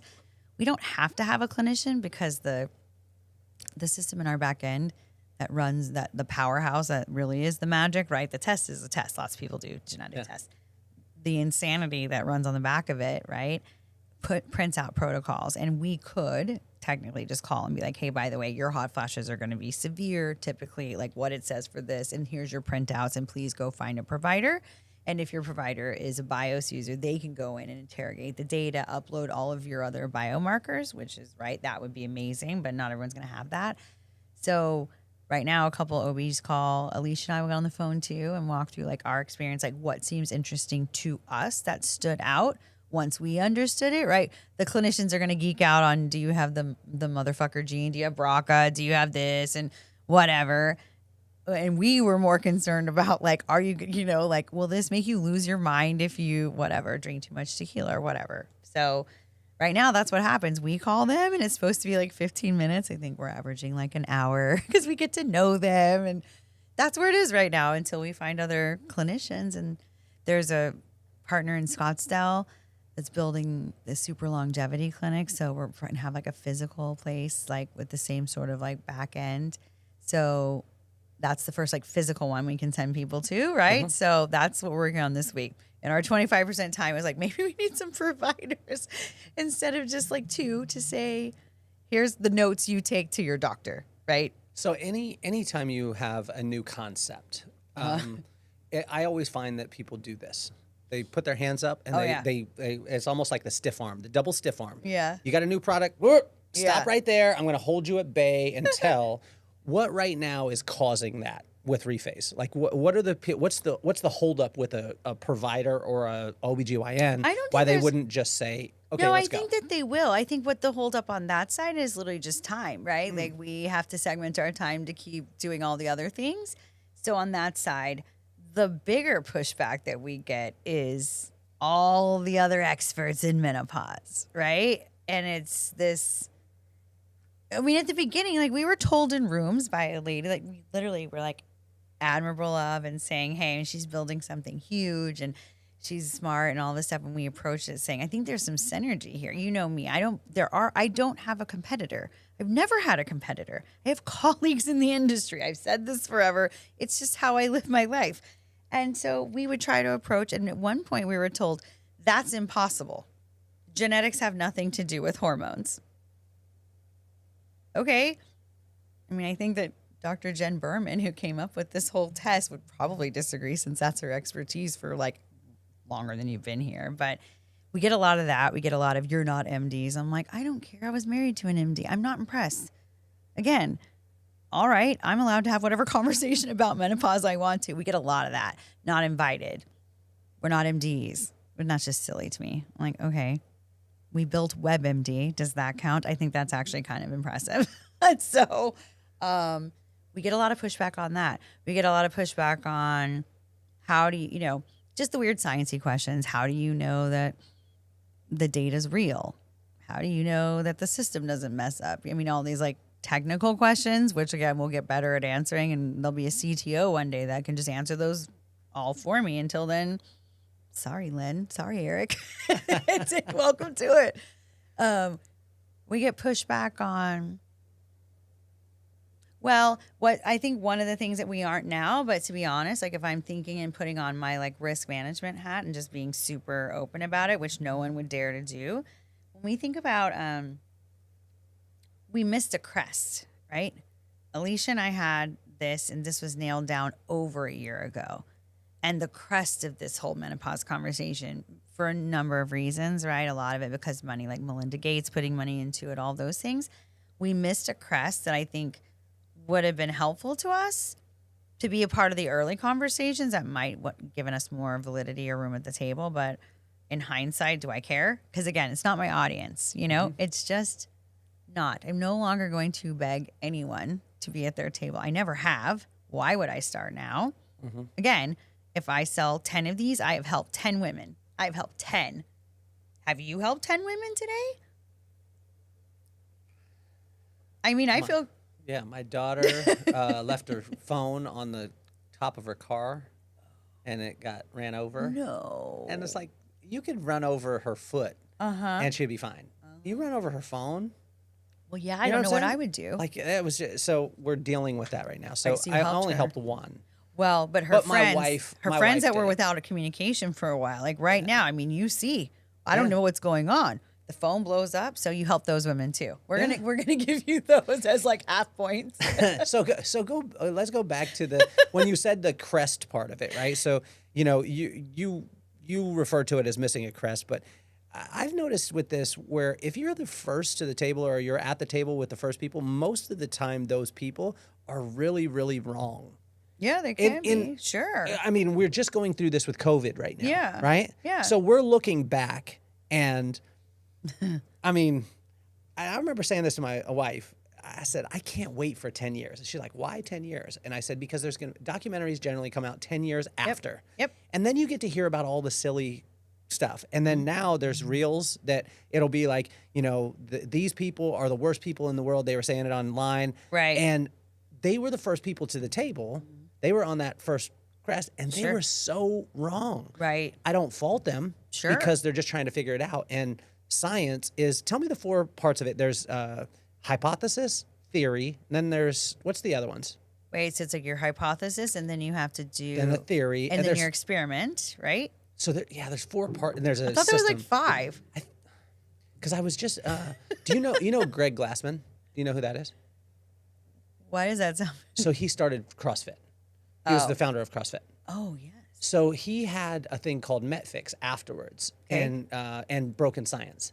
I'm gonna type in the 4. I think it's 5. 4. Okay. Gosh, we should text Peyton. He'll tell us, and he'll be like, "Seriously, Mom." Of science. But it was interesting. Okay, here it is. Let's see. Oh my God, Jen. It's thinking right now. Jen is gonna laugh. She's gonna be like, "Seriously?" Because she's like, she has a master's in science. She taught science, high school science. Did she? Yes. She's I always check with her, #science. We should phone a friend. I try to use her to like look at research from other parts of the world, and Justin, right? To see, does it align? Is it similar? Oh, here it is. Let me see. Oh, that's the. Let me see. We're so smart. I know. If your kids catch What are the 4? This is so funny. I'm going to tell your kids. What are the 4 aspects of science when it comes to hypothesis, theory, and there's two others. That question doesn't even make sense. I know, but it found. Oh, here it is. See, I found it. Okay, there's fact, hypothesis, theory, and scientific law. So you find a fact. Okay. And then you a hypothesis, a tentative, testable explanation for that fact. Right. And then a theory is a broad, well-sustained explanation for a wide range of natural phenomena. And then a scientific law is a descriptive generalization or mathematic formula that you've taken it through. That's right, because you have to prove it. And a lot of things that we think are facts are actually just what Peyton walked me through this, right? Like you've walked around your whole life thinking it was just a fact, but it literally isn't a fact yet. So that's what I'm saying. Like when you talk about the crest or that first table, there's a lot of things. Let's go to the example of my mom growing up. Mm-hmm. It was said in marketing and advertising that smoking was good. Sure. And then even with my wife during the pregnancies, the first pregnancy, it was like no alcohol at all. Right. And then by the second kid, all these moms are doing like, well, it's fine. Yeah. One glass, and it was by the doctor, like one glass of, wine. Isn't it nuts how quickly it changes? And my wife was like, yes, I love science. When on the second child. On the first one, she was like, no, I need some wine for this. So what do you think, like, do you think that people are resisting some of the stuff? Like with the kind of old guard, they're resisting it because some of the things that they thought is going to be proved wrong? Oh. I don't know. Because I think it's a human thing. Yeah, I mean, humans are stubborn, right? And if you came up with something, if you came up with a theory, right, and and you worked it through, or you got a fact that you took, and then you did a hypothesis, then you did a theory, and then you did a scientific law. Yeah. Then you would be like, you almost beat your chest. I don't care who you are. Sure. You kind of beat your chest, like this is my method. Right. And then somebody comes along with blonde hair that has 2 kids, and is just a badass that goes in rooms and doesn't have the maybe the acumen at that time, right, but just asks a bunch of questions and then navigates and builds companies and then comes into space and says, like, I'm actually experiencing this stuff. Right. I want to know. And for me, my ego is like, you need to sit down. Because I already know. I already went to it. I'm at the table, all the stuff. Yeah. Yeah, I think it's very natural. I think women absolutely do this to other women more than men do it to men, and far more than men do it to women. Go ahead and rage all you want. It's true. In my experience, I have watched more women keep other women down than anything else. So this space is full of that. And again, I just look at it as that's just neuroscience. Again, I can tell you lots of examples. It just is. I can tell you why. I can tell you why they're more jealous and this stuff I don't know, when they're in menopause. Again, there's some genetics in there that it's like, and if you're doing weed, maybe your paranoia is kicked in. It's even worse, right? I mean, there's all these things, right? Again, I'm not bothered by these things. I don't care. I mean, I literally don't care because I'm like, you're kind of dumb that it's like, great, you own that table. I'm over here just telling my journey, trying to help one person at a time. That's literally what I'm doing. And I'm sorry that that's the story you wanted to tell and it wasn't true because it sounds good. You can be mad. I mean, you ask Alicia about this. Like there's a couple where we're like, I literally don't care. I have, right? Okay is a complete sentence and response. I'm not here to compete with you. Great. If you don't want to hang out, that's fine. Will you and Alicia create the experiential too? Because that's I talked about the first 2, so the test, and then you have the supplements, things like that. Will it go into an experiential kind of situation where you go and have a full experience of 3 or 4 days, or is that what you're going to allow to happen? I don't know. Kind of as you go? I think it's something I don't know the answer to. I don't know if I'd want a lot of perimenopause women in one spot. I don't you know think, what I'm saying? No, like, I don't. Hey, we're all going to have hot flashes and it wouldn't together. And it wouldn't be something I would run. I'm like, I don't run around with gaggles of girls like, in general. So I wouldn't run it. When we talked about it right now, as far as I think we've gotten is maybe there'll be tips and tools where women can make friends in this on their own, right? Inspire them. It's kind of like, we worked on a campaign for Baby Cook. There was a baby food machine that would steam it, blend it, And then they had these compartments, and like one of the campaigns that I loved the most that I ever thought of, and it was because I was a mom making baby food at the time, was like these, like, instead of Tupperware parties, like having baby cook parties, and like, you make the carrots this week and I'll make the apples, and she's gonna make, because you could only have one food at a time, right? And you would just package it up and come Straight commune. hang out, and you just walk away with. Did you get that from Hawaii? Because in Hawaii, it seems like they would drop a bushel of apples at the street. Right. They're always being, you know what I mean, like helping people out that way. Oh. But the experiential part, I would think, would be like, say, Spring Benson. That's a person that she does. She's a very, very successful woman in the real estate space, and so she does. Retreat. She's doing one down in Tulum. The blonde, is it the blonde? Yeah, the pretty blonde girl. Yeah. Oh, she's doing one in Tulum. Okay. Got it. So she's very interesting because I think it was 19 or whatever it was. She got like 85% of her body burnt on a boat blew up, and she was on the boat. Oh my goodness. And she dove into the water, which is not a great thing, and it was Lake Mead, and it caused all kinds of wow. Bacteria, but she wasn't supposed to live. She lived, and then she just became this juggernaut in real estate. But the reason why I'm saying it is because she's actually doing a retreat down. She's doing EXP Con in Salt Lake too, but there's a lot of women in her circle. And then she does the Tulum thing. It almost seems like, I mean, again, I don't think that you and I are going to run a, hey, if you're going through menopause, we want you all to come to this one spot. No. You know what I'm saying? No, Nope. no. But I think opening the conversation more because, I think that the education of men with women, I think I've got an unfair advantage in that because I've dealt with women, but I've been around women for my whole life, my whole career. Right. And so I was privy to things that most of my friends who are married. Yeah, that makes total sense, right? Of course. So my you would come in. Yeah. And, early on when we had the salons, you would come in and you'd be like, oh, wow, I love that blow dryer. Okay, cool. I'm going to let your man know that for Christmas, this would be a good gift. Right. Now, my friends were so stupid because they'd be like, that's like getting her a vacuum cleaner. I'm like, no, dummy. Oh. She said that she wanted that. Right.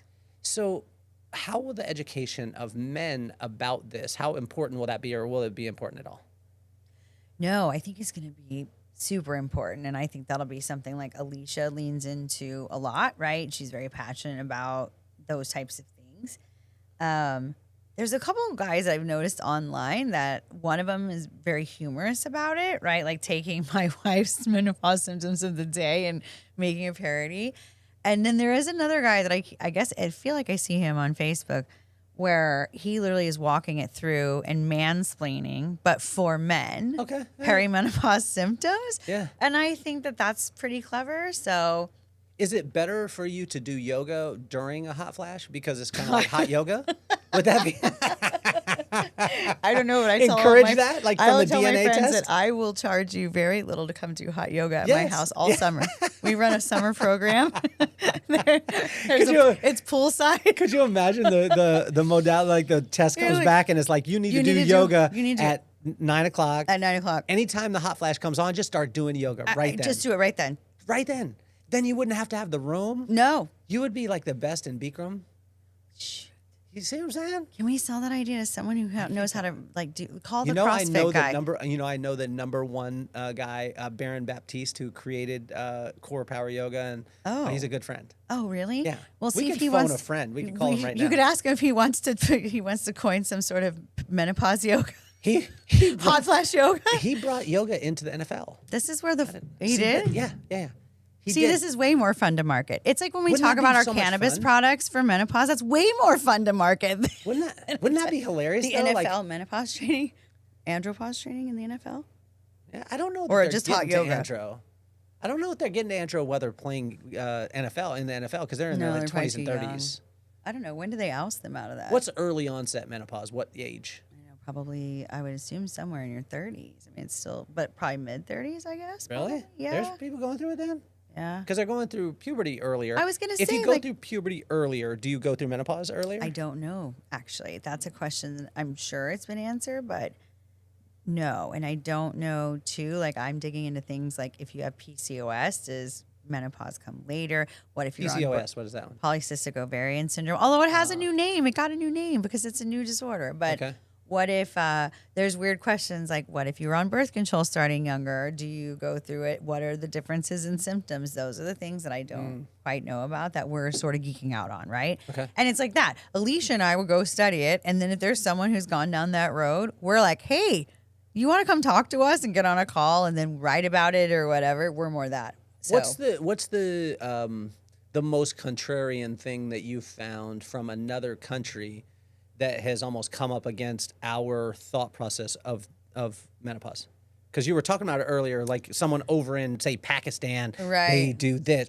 Pakistan probably wouldn't be the best example. I don't know. I don't know, maybe. Yeah, you literally don't even know. But you it's don't kind know. of insane. So who's the most advanced outside of us as far as medical-wise? Would it be Norway? I don't know. No, that's Payne likes Norway because he wants to be an not an astronaut. He wants to study astronomy. Okay. Astronomer. But it's not even that. It's a something beyond galaxies. Like He just likes Norway. no, it's like whatever nerd town for this like super nerddom. Okay. That's the thing. So I don't know. What I will say is But what? a year ago, what was interesting is the UK Okay. has like I think it's just menopause.co.uk. Pretty sure that's it. We'll Their fact check that, government, too. you should. To be like, this chick has no idea what she's talking about. And I'll be like, you know why? Because I have perimenopause brain. Do yoga. Do some yoga. It's hot in here. We're already doing, I'm not doing yoga in a dress. You already tricked me into walking upstairs. Like, what is it with you people in California? It's like Jen and Dan. We're just going for a walk up a hill and up on some mountains. That's called a hike. It's not a walk. I just call it. Can you hike without going up a hill? Is it still a hike if it's flat? I don't know. I don't know. I I've think tried to, because my wife is from Utah, and the girls will go hike. Sometimes up a mountain, sometimes on a trail. And I'm like, what constitutes a hike? And then they're like, oh, I think well, if you're outside walking. but that's a walk. Right, but if there's like nature, does that make it a hike? Like the There's naturey part? But there's nature in New York or Central Park. There's nature on the streets. Is that a hike? Oh, if I'm walking in Central Park in the grass, am I on a hike? I don't know. That's a good question. I don't know. See, these are the kind of things These that are the questions we need answered. we should in life. learn about this in the DNA test. You know what I mean? It should tell you, like, oh, well, constitutes a hike, and this is. There's the next ad campaign. See, it'll be something like that. They're like, listen, this is what it's going to tell you. It's going to tell you whether or not this is called a hike or not for your DNA. It's $1,000. Yeah. And you're going to have someone, you'll be like, you'll be the first of your friends to know. To know. Well, Be the the other first. one, the other Don't. one is what constitutes a salad. Oh, no. Payne had to argue what a sandwich was, too. Is a taco a sandwich? I got asked this. No, I wouldn't say a taco's a sandwich. Yeah, he has some very specific thing. I don't know. 2 pieces of bread? I think But you it could have an open face sandwich, but that's just an open face. Like, I don't know. There was a whole thing. Okay, so the UK had a big website with like all sorts of cool information. When we approached them, what was one of the pieces that you were like, oh, wow, this there is wasn't contrary? a piece on that one. I was just most impressed with the fact that they had all these resources for people, right? That the government had said, like, here it is. And like it looked very groupthink as well. And that when we approached them, the immediate response from them was take whatever you would like, annotate it, let us know if there's any synergies we can work on if you build a equal thing. They were just so open, and that was remarkable. On Israel is always really interesting when it comes to all sorts of things. I've had to read that, like with peptides, exosomes, anything to do with that. There's always impressive data coming out of there. And then Mexico, actually, too, when it comes to supplements, because they'll lean on, in many parts of it, many parts of the country, they'll lean on more natural therapeutics before pharma. And so, like simple things, like they will have women definitely like on a round of like cinnamon. And again, I'm like, what if it works, right? If cinnamon is lowering the cortisol, which is lowering the stress, okay, right? And I'm reading this stuff out of these studies in Mexico. What really is the downside if I put cinnamon in my coffee every morning? Nothing, right? So things that was interesting. You know, some of the supplements and things for there's a lot of things out there that would help with like vaginal dryness. What was interesting was learning that if it becomes a suppository, it's a medical device.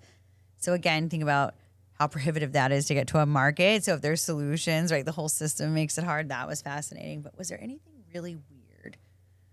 What about like when we were growing up? There was a song 4432. That's the formula for me and you when we were in grade school. Do you remember that? 4432. That's the formula for me and you. It was 4 grains, 4 whatever, 2 eggs. Oh, that was your like, and it was like that like was your the food pyramid. It was Yeah. a food pyramid, and the food pyramid is not right. No, It's not right. No, it's not right. But to us, 4432. Yeah. If you watch Schoolhouse Rock, Then you that's watched what it and was. that's what it was. Yeah. What are you seeing right now? That's the 4432. Oh my gosh, you know, people are so. I mean, the proteins are way up for everyone, right? You're definitely seeing that. But you are seeing people eat more whole foods. That's But kind of nice. I mean, what is the 4432? Oh, is in there a menopause? new, like, in menopause that people are like, oh, that's the food triangle, or that's the food, whatever. This is what menopause is. But you're now starting to say it might not be. I don't know. I mean, I think that when Alicia and I were growing up, it literally was just like you thought, like from everything you intook, like you just stopped having periods.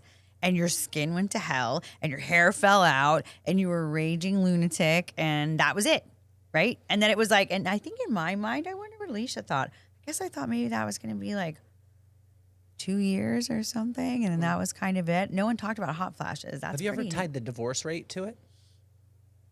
No, but I bet you it's there. I wonder if it is. Yeah. Because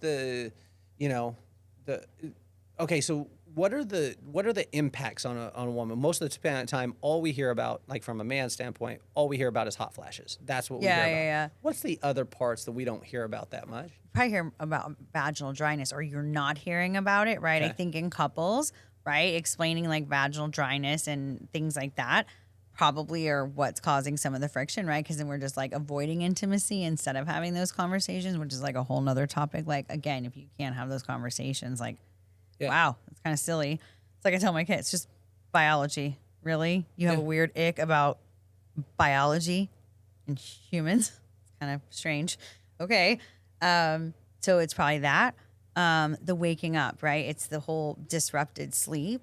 And if it's at the wrong timing, just like you just don't feel good, right? The brain fog. I don't think anyone talked about that. I don't think that anyone talked about brain fog until about 5 years ago. The brain 5 years ago, brain fog became a thing that people talked about. And I wonder if it's because there became a difference between like forgetfulness, because we started making progress scientifically on like those types of like cognitive ailments, right? It could be that. So now those have words for them. And then brain fog, because you need to describe it differently than short-term memory loss, I guess. It could be something super nerdy like that. See, words, right? Sometimes knowing why did it change, right? And just accepting that it does. That's what's, right? The brain fog, I think. Do you find in this space that words create worlds too?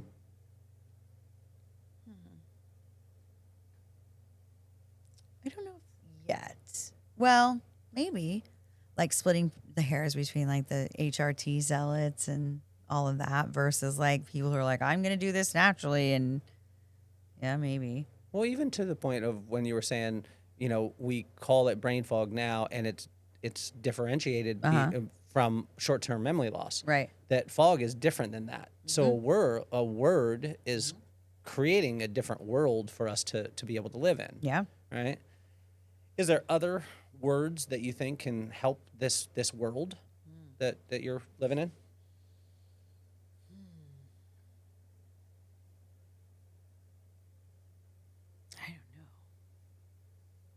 I don't know because it still kind of hits us, right? It's the journey, right? We try to read about stuff, but it's more like what pops up and then how much of it is like in the spheres that you're recognizing. I'm trying to think of anything that I've noticed that, the hair loss thing, right?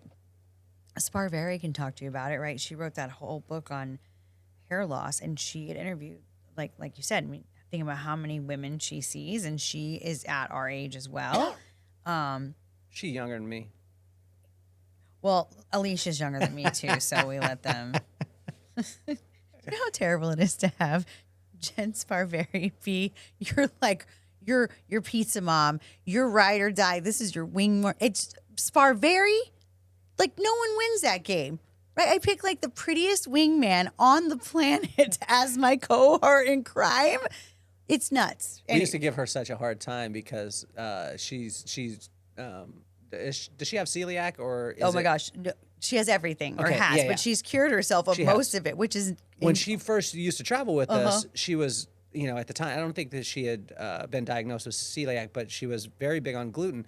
And we all were traveling together, right? And everyone would eat off of each other's plates. Sure. Well, she would get the special, like she was that girl, right, at the restaurant. Like, can I get this from, can I get the salmon that's best swim upstream for 5 minutes and then do all this stuff? And she would be like prison about her food. She would have elbows up, and we would just be digging. She was like, "You can't touch my food." I was like, "Girl, everybody's in." Oh my She's gosh. like, "This is special." I was like, I will sprinkle some gluten on your oh food. My gosh. I'm going to carry it in a little shaker. That's right. Just hit that. Right next to MSG. Yeah.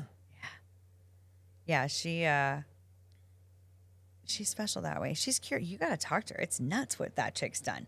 Like, and mostly natural, like 90%. You want to see someone who's like dug into it? It's insane what she's cured autoimmune wise. But in her book about hair, she tracked a lot of it because she asked for stories, right, from all of us. And then she started putting together the ages and where we were in this. And then, started telling me, right? So she's tracking it. And then what do you do with that, right? Those are interesting conversations too, because it's like hair is such an important thing, right? Do you think for you, is the test the most important thing for you, that you want to put the most energy into it, or is the supplement side?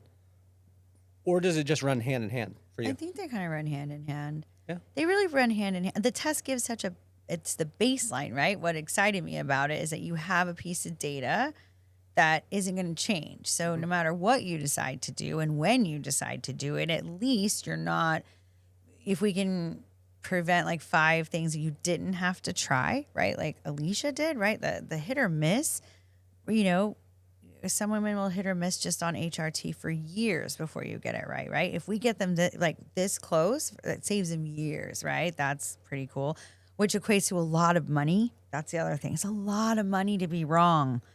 A lot, right? So how can AI help that? Because Well- there's clinical trials now that can run millions of tests in one day, where it used to take us lots and lots of time. Yeah. Can you utilize AI to Yeah, so the whole back end engine thing is an AI clinical decision making platform.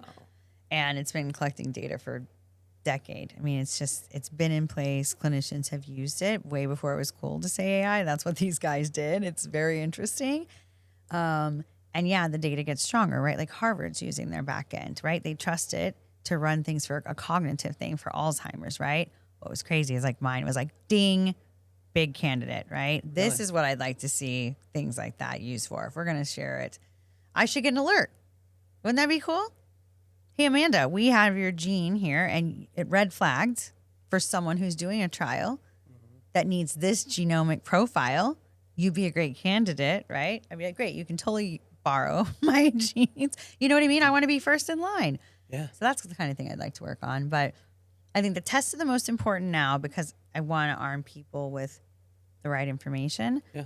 The supplements are I think it's really like the nutrition, like consulting, and then the supplements is probably the second. Because again, diet and exercise and precise things like this have just worked wonders for me. So maybe that's why I'm right. I mean, I've changed my whole life just through that type of thing. I get through, like, it's no joke. I started posting about this. I think you said, like, show all of it, right? Like, I get through a festival with weird things, like what I eat, right? I mean, and then what I take. And on a plane today, like, I take this at this time, and then I need to eat this. I need to go get some fish and whatever it is, right? Very purposefully. So for me, I think that part of it, if we can nail down some more precise like recommendations, and it would be good. I love the idea. The cannabis side is really interesting because that'll be like all sorts of crazy things that have been looked at everywhere. And since we know in cannabis, again, DNA responses, now that you have the DNA part, right, to make it precise, like how getting precise with plants would be so fascinating. What about the mushroom side? Mushroom side too would be really great. Like there's other tests, and I'm sure there will be companies, right? I try to keep my hands on the radar of who is coming up with something else, right? Like there's these cool blood. We're trying to partner with like blood testing places where it's like they just put a toggle on you, so when we can take the blood work monthly, and it'll be easier for it to happen, which would be really useful. So we're trying to find partnerships like that where it's like we'll just tell you about it on our website, and you know, people do like affiliates or like a wholesale license or a partnership, right? Maybe there's things like that. That's kind of fun to look at, right? The books, right? We talked to this really lovely lady today that's written a book on, again, her premise was like, you know, how do you modify the journey and look at the body from, what did she say, from all the systems? She's like, this isn't a reproductive system issue, right? This is a heart issue. This, you know, and so it's things like that. So I'm like, let's keep finding it. But it's all just exciting, but weird. It's weird at the same time, right? Because the marketing, we do have an advantage on the marketing, right? If we were to get the funding, right? So we're out there going to raise capital. That for us is the easiest part. That is the advantage, right? We can turn on a marketing funnel because it's us if we had the money, right?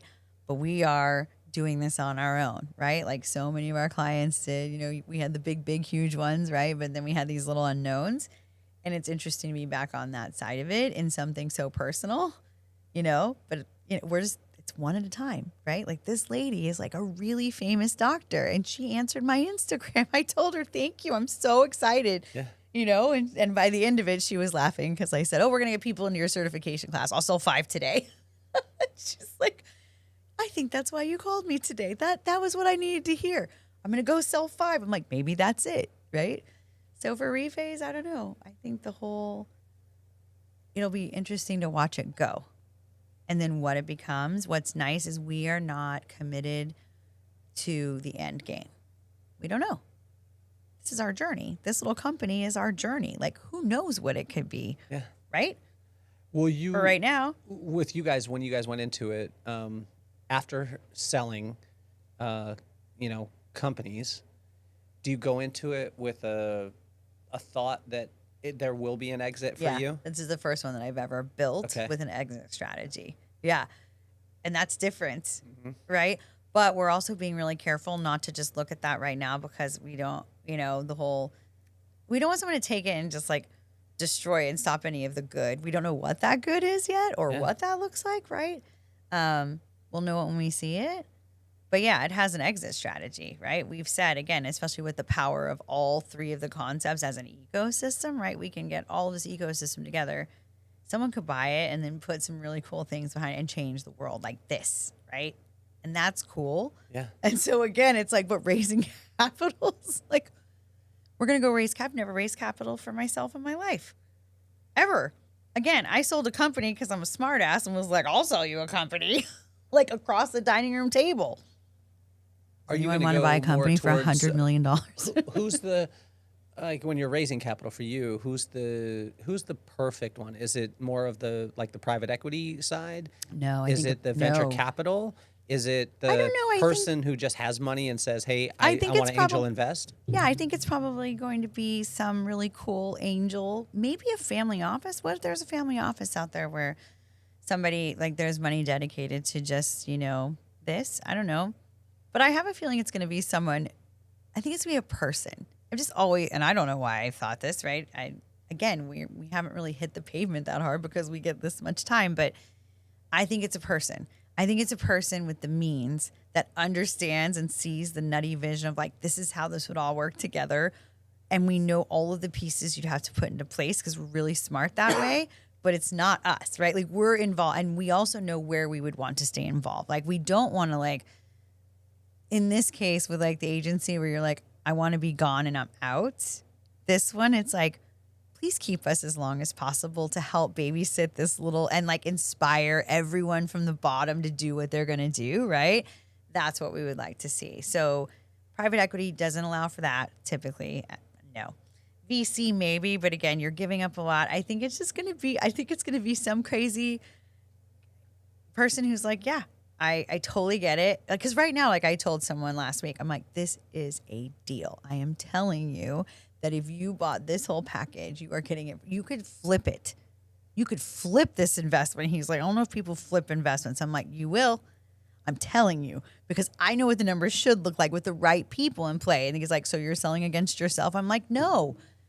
Again, you can't see when something can be better without you at the helm. That's a problem. I am clear of my capacity, all of it, what I want to do next, right? I have so many things I want to do. So yeah, no. You can pull us out at any time and insert to do. I have people we should recruit, right? Companies that have way bigger visions and, resources than we can. But it'll go where it's going to go. Yeah. Right? I'm going to let the customers will take us wherever they want us to go. I think what will happen is we will serve a space that no one else is brave enough or ballsy enough or honest enough to do it. And we end up somewhere on this weird nascent side of, again, who knows? If I help all of the perimenopausal women in the EDM community, which makes more like festivals, to me, that's a win. Come to my booth at Tomorrowland and get swabbed. Right? Like I could do this all day, right? And I'd be like, oh, that's my job. I go travel to the festivals and make appearances and then talk about whatever the new products are. I don't know. But that's what it is. But it has a vision for an exit, which is a whole different, it's just weird. Is there a connection point between, you talked about like Alzheimer's, dementia, or you didn't say dementia, but you said Alzheimer's, but that whole cognitive side, is there a connection point between the age that a person goes through menopause and their predisposition to Alzheimer's? To those types of things. So that's a really good question. And I'm going to see if we can answer it because the cognitive test or report is what we call it, hasn't been completed. So I don't know exactly what we're testing and what we're looking, and then to see if we could cross-pollinate the question like you are. So like the nerdy system on the back end, we could probably ask it that. And it might just tell us. Like it's that smart. So I wonder what the science says now. I don't know. Let's find Let's out. see what it says now. So if Genetic, cognitive. Okay, so age. here's my... What would it be? Like, does age affect... Is there any connection point between the age that a woman goes through menopause and her cognitive decline? predisposition to cognitive decline? Let's see what it says. We need to get a sponsor. We need to get a sponsor. Rogan does Perplexity, but I'm just using chat right now. Yes, there does appear to be a connection, and it is pretty interesting one, but the important nuance is that early menopause is associated with higher risk of later cognitive decline and dementia. It does not mean that early menopause causes dementia. The research is showing menopause before 40, often called premature menopause or perimenopause, right? That's what is associated with noticeably higher risk of dementia later in life. If you're menopause between 40 and 45, the increased risk compared with menopause around 50 to 52. And the relationship seems to involve cognitive performance as well as diagnosed dementia. So it's interesting because, again, like... I wonder why. Well, when we look at this, when we look at the science, this was a big thing with Glassman, right? So when I heard his take on it, so you go fact, hypothesis, theory, and then scientific law. So the facts that we thought were facts in the 1960s are different than today. Right. So therefore, that scientific law is going to be different, right? And so it's interesting because right now, this is based off a fact that went to a hypothesis, that went to a theory, that went to a scientific law. But I wonder, this is always, my curious brain, is what things now are going to be like, are we going to look and say, are you joking? Like we were so stupid. We really thought that smoking a cigarette was like the greatest thing. Oh, yeah. You know what I'm saying? Like, no, it'll like be that. so the serious stuff will be like, really? We thought that putting little girls on birth control at 11 and having them on it until they're, I don't know, to 30 was okay. I think that's going to be interesting. You know what I mean? That's going to be really interesting. Oh, what other crazy? Do you think there's any connection point between like the hormones in food and the fact that girls are going through? Oh, absolutely. Yeah. Oh, yeah. Going for through sure. Puberty earlier. Yeah, for sure. I've seen so much on that, and again, like our nutritionist would hammer that. And Justin, remember, Justin was the one who hated the food pyramid. I think 4432, baby. You don't remember 4432? no, That was a song. Come on, man. I did not know that song. Huh? 4432. Must have been. Formula for me. Where was this again? Was this in Chicago? No, or- it was in Lompoc. See that? But it was also in Florida. So that was Florida on the East Coast and then California on the West Coast. And I had the You same cannot use song. Florida as like the balancing activating thing. Like, But it was both It was coasts. also in Florida. It was both coasts. Oh well, if it was Yeah, in it was in Florida, Florida, Kelly, yeah. I mean, everyone knows it's completely normal. All of it. But see, here's the crazy thing. Everyone thought Florida was crazy during COVID, but now that we look at it, they were actually right. Yeah, That's the wild thing. That's the Florida was right. That's what I'm saying. I Like, know. They were saying, no, I mean, just you're good. Like, Right. keep. But that's the wild thing. And I Yeah, remember, see, when we went through it, Yeah. because it was before we sold the company. When we went through it, I mean, it was wild. They tried to here in California say that they shut us down. We were non-essential. But then they said you can do hair outside. So you got to put your chairs outside I remember I the had to door. I got my hair done outside. So I was like, why the hell? And we were like, nah, we won't do it. And we just did, we actually just would color the woman's hair, blow dry it, and then we would put a conditioner in and not blow dry it. Yeah. We wouldn't do it because people were saying pathogens in the air and stuff like that. Right. And now, this is the part that's so interesting. And that's why I love what you're doing is because like you allowing different people to come to the table with different information and then the person gets to choose, Right. you know? That's how it all should be, right? But what about the extreme part of it of because of social media, which I mean, I'm a fan of, not all fan, but fan, and it's made our lives easier.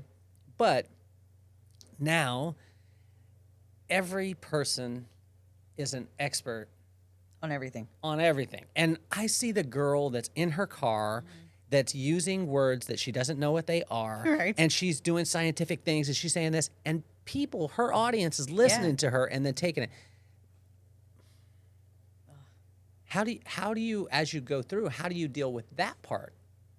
I don't know. I think I think Or do you that just stick to your audience? for me, and this is just for me, I can't spend the time worried about that. I would rather spend those marbles focused on what I'm saying and the audience I'm trying to reach. I just don't have enough marbles to worry about that stuff, right? Makes sense. I often get paid to worry about those marbles for clients, but for myself, it doesn't matter to me, right? I always want a place where they can have civil discourse and different options and have a conversation. And if I can open that up and that's what's not available, right? Because it's science. Going to what you're saying, what blows my mind is how people don't think and remember what science is and how it will change, right? Data comes out in rapid fire now, rapid fire. And so the fact that we'll sit and like dig in and fight over something where you're like, my first question is maybe they did change their mind literally yesterday about vitamin D with K. Instead of being like, well, I've always been told, I'd be like, well, I've always been told this. But if someone's like, no, I'm pretty sure, I'm immediately going to be like, can you send it and let's look? Because what if it did? And then again, in some places that will happen faster in certain categories than it will here. It scares me here because it's medical, right? Anything attached to all of that stuff. I mean, it doesn't move quickly No. for a lot of great reasons. It just doesn't. But how I don't want to suffer for 10 more years now that we've got a bunch of women at the AMA and doing these great things. That's amazing, but I don't want women to wait 10 years, right? So they're up there fighting that battle, and I'm like, what else could we find in the interim? And again, I don't know. Maybe I did all sorts of weird things when you were pregnant, too, that I would have never done and taken, right? Like, what the hell is milk thistle? Why do I smell like tea and, like, maple syrup, but then black licorice, right? Gross. Oh, because I have to make milk from this weird stuff that I have to take. Sure, let's take it. Same thing. In menopause, you're like, sounds great. Ayahuasca with a side of Molly. Cool. Do I need to take some electrolytes before or after that? Well, that's the part when we were talking about the words create worlds part, and we just discussed it just a little bit ago. Is it's nuts too, because even the words trust the science. Well, if you understand what science is, Right. you take a fact, create a hypothesis, Right. create a theory, Right. and then you make a scientific law based off of testing it through.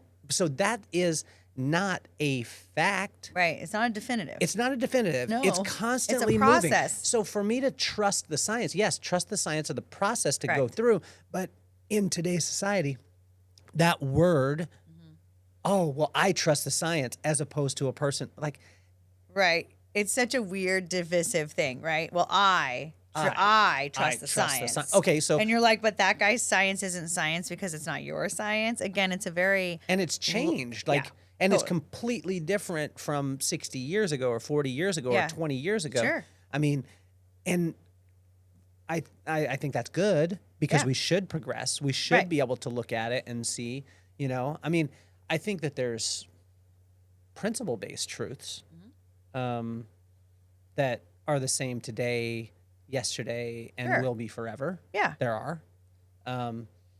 But when a person says that, the trust the science, like, well, if you understand, that's why I was so fascinated with Greg Glassman about it, is because he went into a lot of scientists during the time when he was doing the Broken Science, a lot of them went up against what he was talking about, and they Okay. wouldn't want him to come and speak. And he went and spoke at a place, and he said, everyone's kind of standoffish, and I'll send you the link to it, and maybe we'll put it in the bio too. But he started off, and he said, we all can agree that, science starts with a fact, it goes to a hypothesis, it creates a theory, and then, scientific law, taking Yeah. it through a process, of systems to see if it actually works. And all the scientists were like, of course. And then he went on through, so he got them on his team because we all agree on that. And then he broke it down and showed them how they were up against him. They were up against him, but them being against him was wrong because their own stuff that they agreed to, Right. as far as the science. So I think that part is, Yeah. I think that part is interesting. What have you seen in the last even couple of years,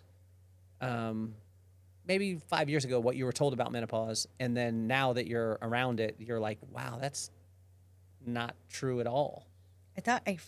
I think anecdotally, I thought it was literally just like you just woke up one day with no period, hot flashes, and it just happened in a day. Yeah. Right? Like you got pregnant, I feel like I thought about that.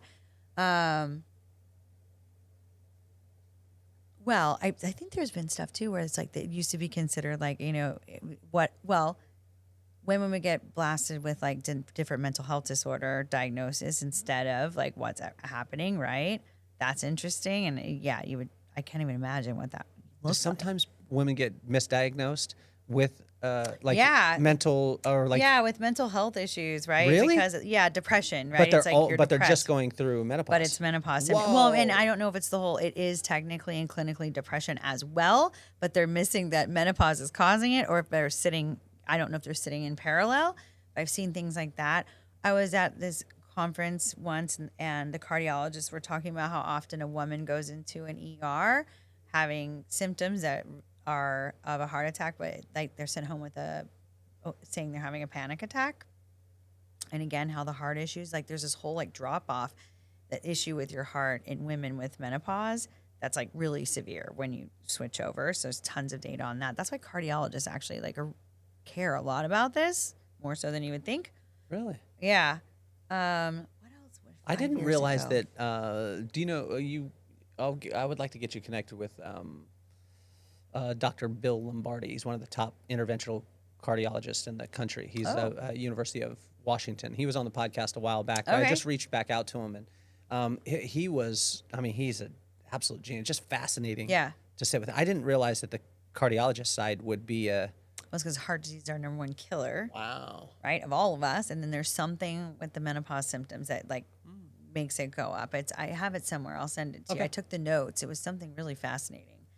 5 years ago, what did we hear about menopause? I don't really know because I didn't. Because it's not what. How do you bridge this conversation? Like at our age, this conversation is like, oh wow, it's so interesting. Right, we're talking about To a kid who's 25, they're like, okay, like yeah. I don't know, but how do you bridge that part of it? So I don't know if we can. Can you do it through marketing though? Because you're a genius in that. I mean, I think we could get there with some campaign, but what I think it goes back to is sort of what when Alicia and I were naming the company and how we got to the brand of Rephase. Because if we instead of blocking the conversations into points of, puberty, they'll say prepubescent, pubescent, right? Perimenopausal, menopausal, right? What instead, if education-wise, from the bottom down, we just framed it as phases of life? They're phases, Okay. right? It's like how you try to tell your kids about the whole, like, there's just, chapters in your life and books, and it's okay. And some friends are characters in this book. And if you look at it that way, it's not so, like, hard, right? Some people are in this part and they may come back later and maybe not at all. And that's okay, right? So what if it was just framed as phases of life? Just like we talk about developmental stages, right? When they're little, and we somehow forget this once they become teenagers and adults, right? So I think maybe we can affect it that way by making it an easy conversation about a phase. The body is going through a phase, and how do we make that easier through data, right? But maybe if it's that, it's, oh, well, you're in the menopause phase, or when you're in puberty phase, right? Maybe it's something like that where it becomes less like breaking down the differences. Everyone has a phase. We're all going through phases.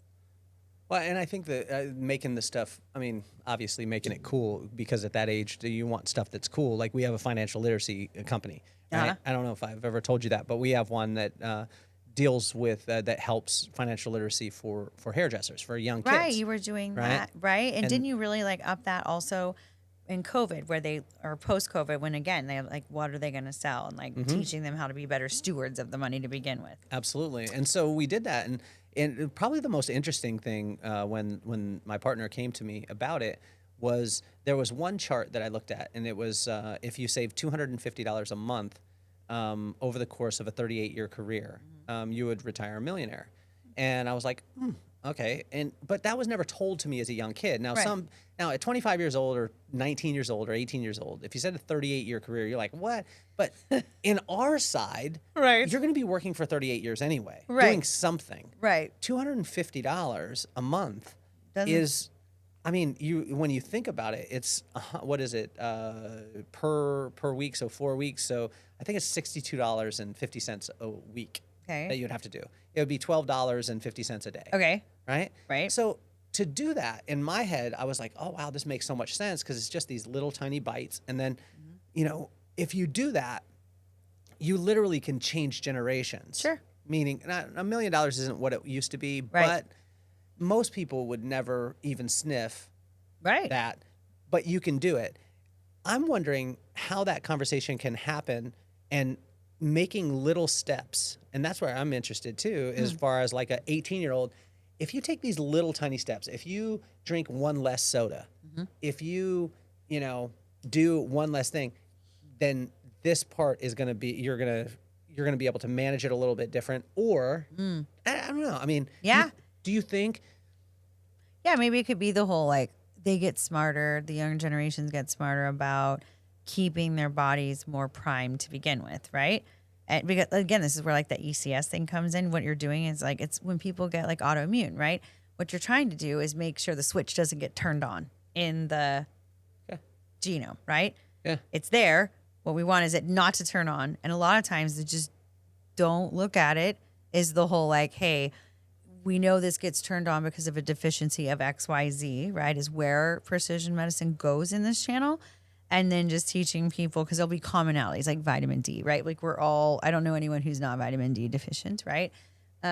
So maybe it starts there where it's like, just make sure you're getting your berries every day, because antioxidants, we just know as a lifestyle, right, will do cancer prevention in this. Maybe it starts with they learn things like that. And on the hormonal side, I think that I know that there's conversations in the teenage space about hormone disruptors and things like that when it comes to synthetic scents, right? Really? Yeah, they're really into this. And, they also will talk on TikTok about, ingredients in their skincare. Very young, the boys as well as the girls, but they are aware of like eating too much edamame and about the wall plugs, right? Because we all have them. So they are doing that at like 13, 14. That's kind of impressive. And that will affect, and they're somehow connecting it to hormones, and they say hormones and they'll talk about it. Yeah. But I don't know if they're talking about menopause and stuff, but I feel like if they've gotten there, yeah, there's hope that they'll figure out ways to talk about this. They're so much more clever than us. I think the groundswell, because even my son, like, he doesn't allow me to touch receipts. You know that about receipts? No. What's with the receipts? It lowers your testosterone. The receipts do? Why? Yeah. I have no idea, but he's like, don't touch that because that lowers your testosterone.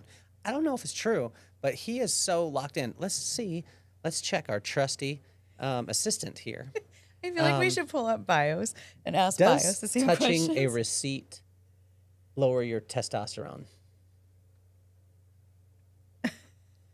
No. Simply touching a receipt is not known to lower testosterone in any meaningful or clinical significant way. You might have heard this because thermal paper receipts have historically contained bisophenol, BPA. The substitutes such as BPS. These chemicals have hormone-like activity, and studies have raised concerns about endocrine effects with repeated or substantial exposure. See, this is one of the things. Like, again, my son watches TikTok. He tells me, I'm like, I ain't touching receipts because I want to have my testosterone. We look at this. Now, maybe in 5 years, maybe the science. Yeah. Could catch up and be like, by the way, they weren't wrong. By the way, they weren't wrong. Well, it also depends on how big the lobby is for the BPA provider. I mean, again. That's big, too. Yeah. I mean, it was a disaster. I mean, for 20 years, like, I dealt with, politics and legislation and all this stuff. And again, the machine is built as a machine. And you're like, you have to think about how it works, right?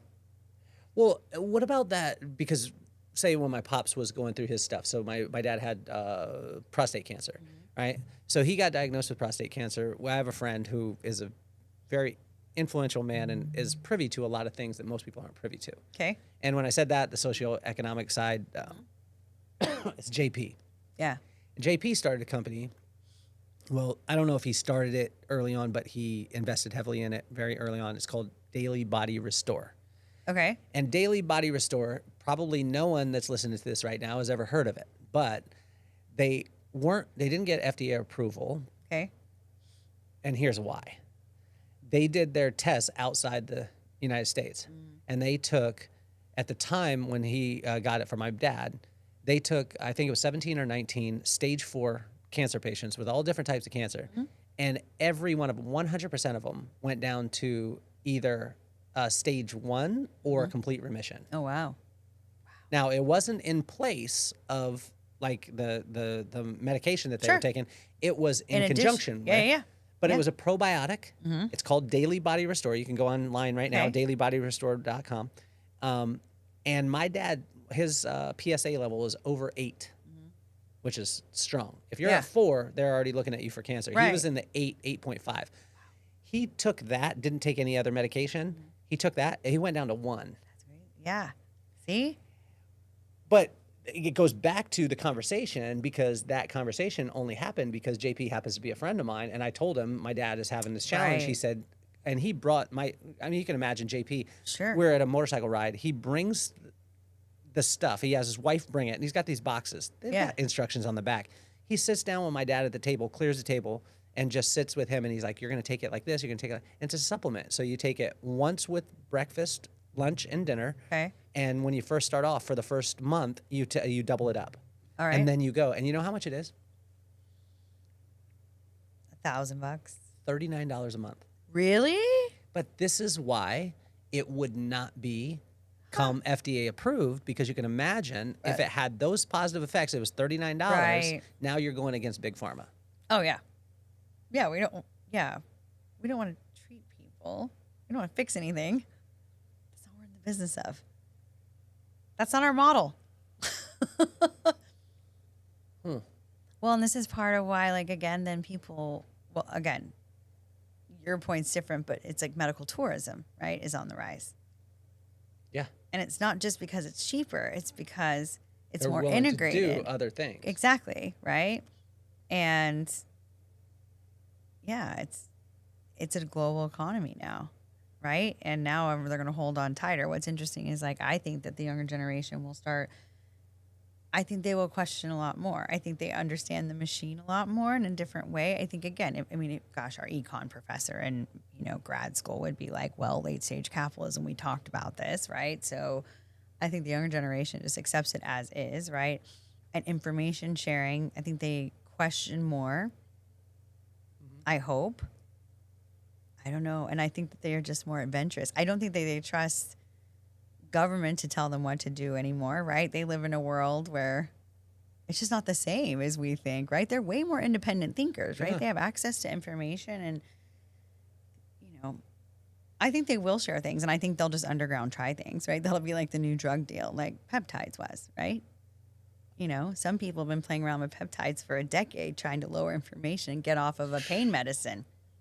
And it works. And I don't care what the science says, because I am the science. Yeah. I care about this science, right? Absolutely. I care about dancing for 2 hours to Nora. That's what I care about.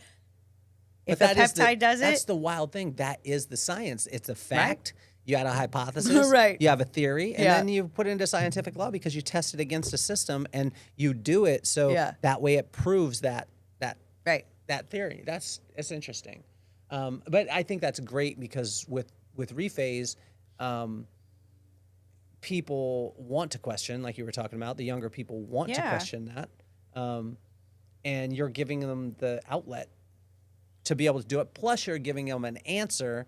The cool thing is for me, when you talked about it at first, is a lot of times people just give, like, okay, I'm going to give you the answer, which could freak a person out, like the cognitive tests, right? Oh, you're going to get dementia. Okay, cool. So what do I do? Great. I don't know. Just go do whatever. Right, it's like doing undergrad in psych. You're crazy. Yeah. You have no idea what to do. You're like, awesome. I'm all these things. And you're like, what do we do? They're like, well, that's grad school. Yeah. You got to go. That's how they Get your master's. But I think that's the cool thing, is to be able to have some of the answers, but also be open to the fact that the answers today might not be the answers tomorrow. And in the world of AI and like science, that literally could be true, right? Someone could do something tomorrow, right? That changes it all. Do you think there'll be a cure at some point in our lifetime? For menopause? A cure for menopause? Because if we would look at this. Yeah, like if we could keep our hormones like balanced, or somehow like throughout their whole life, like keep them unless you needed them to be up or down.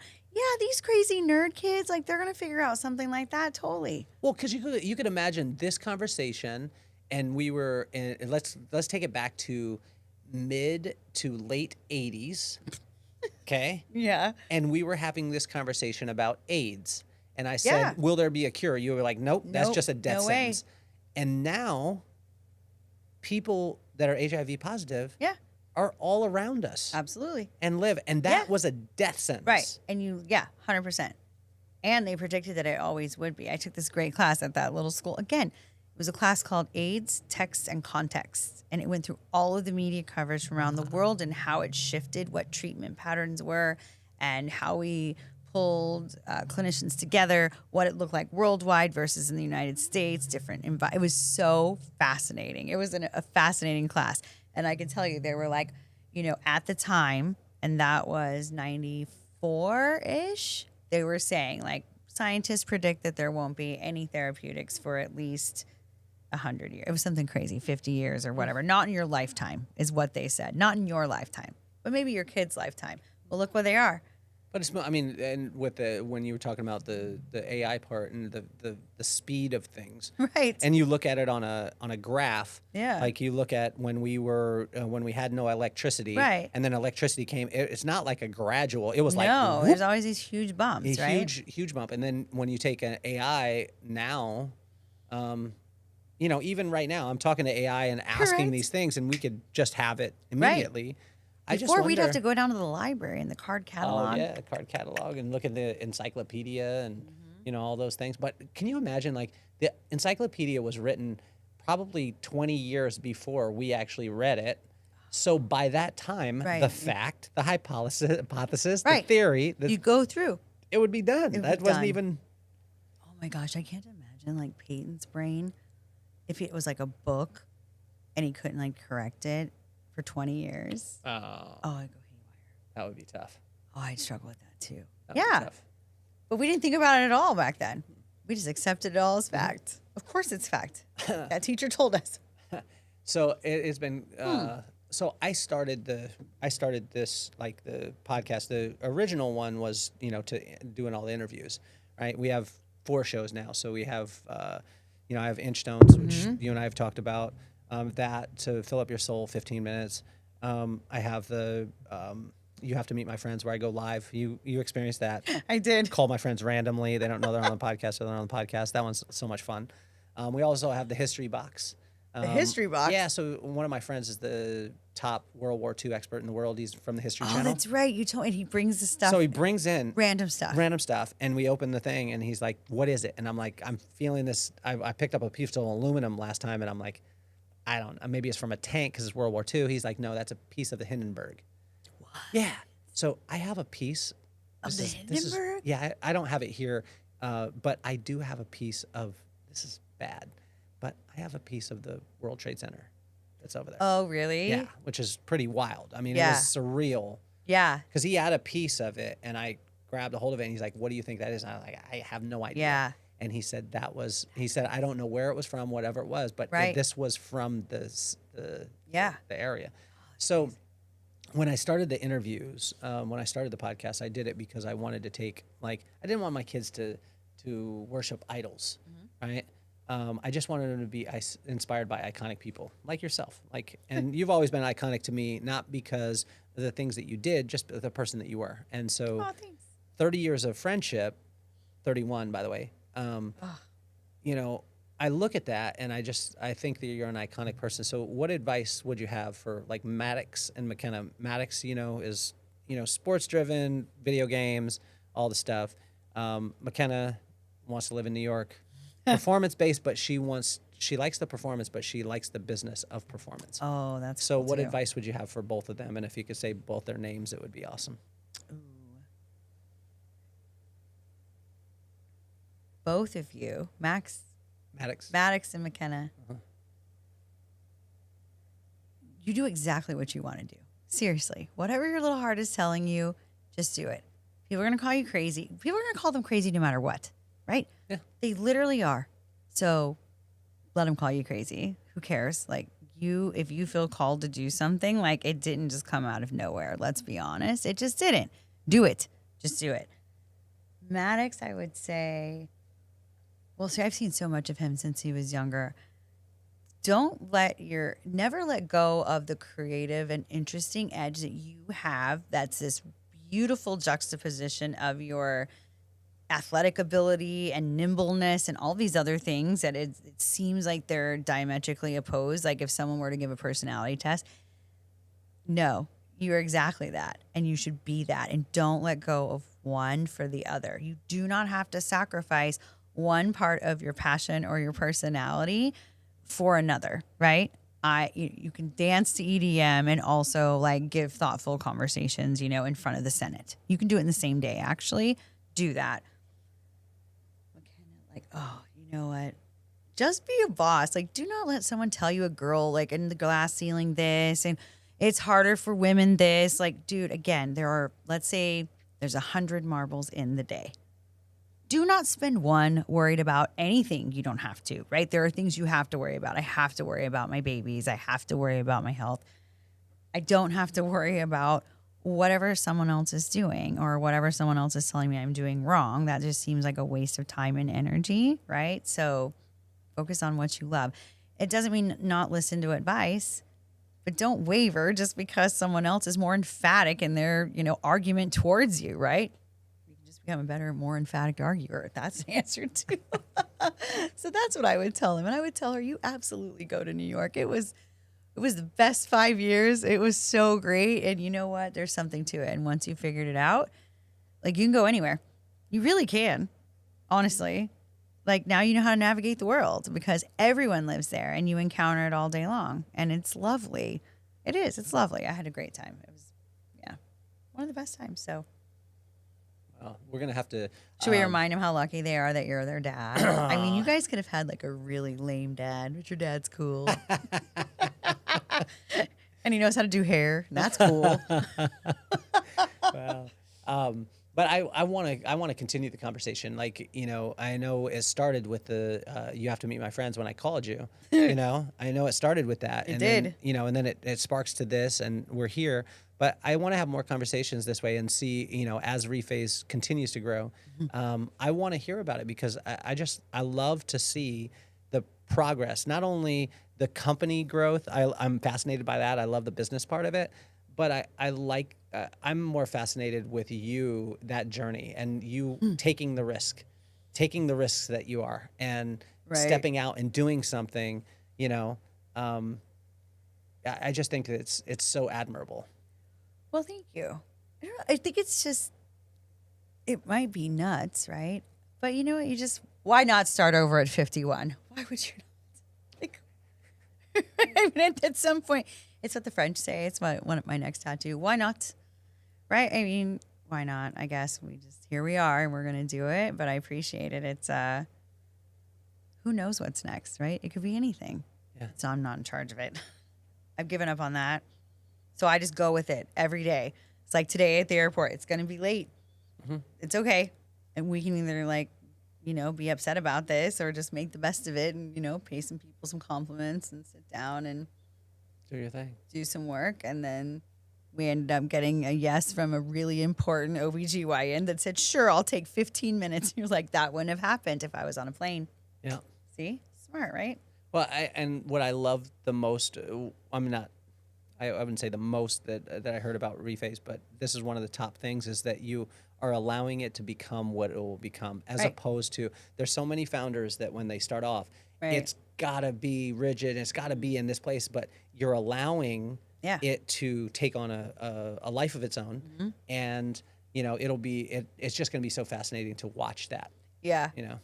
I think it'll be interesting to see where it goes, right? Because it could have been a huge chain of clinics around the world, or it could just be a marketplace. It could be an educational thing, like a media company. I mean, who knows? It is fun, right? Mm-hmm. I mean, it needs to make money. That's kind of the only goal. Let it make money and help people. It's really help people make money along the way. Wherever that money is made, I want the consumers to tell us, right? We're going to feed them a lot, but tell me what you're missing. Where is no one serving you? Ask the question. I don't know the answer to that. Let's go find it together. Yeah. Right? I mean, I don't think a private equity would totally even ever buy that, which is fine. You're like, what's your target? Your private equity is like, what?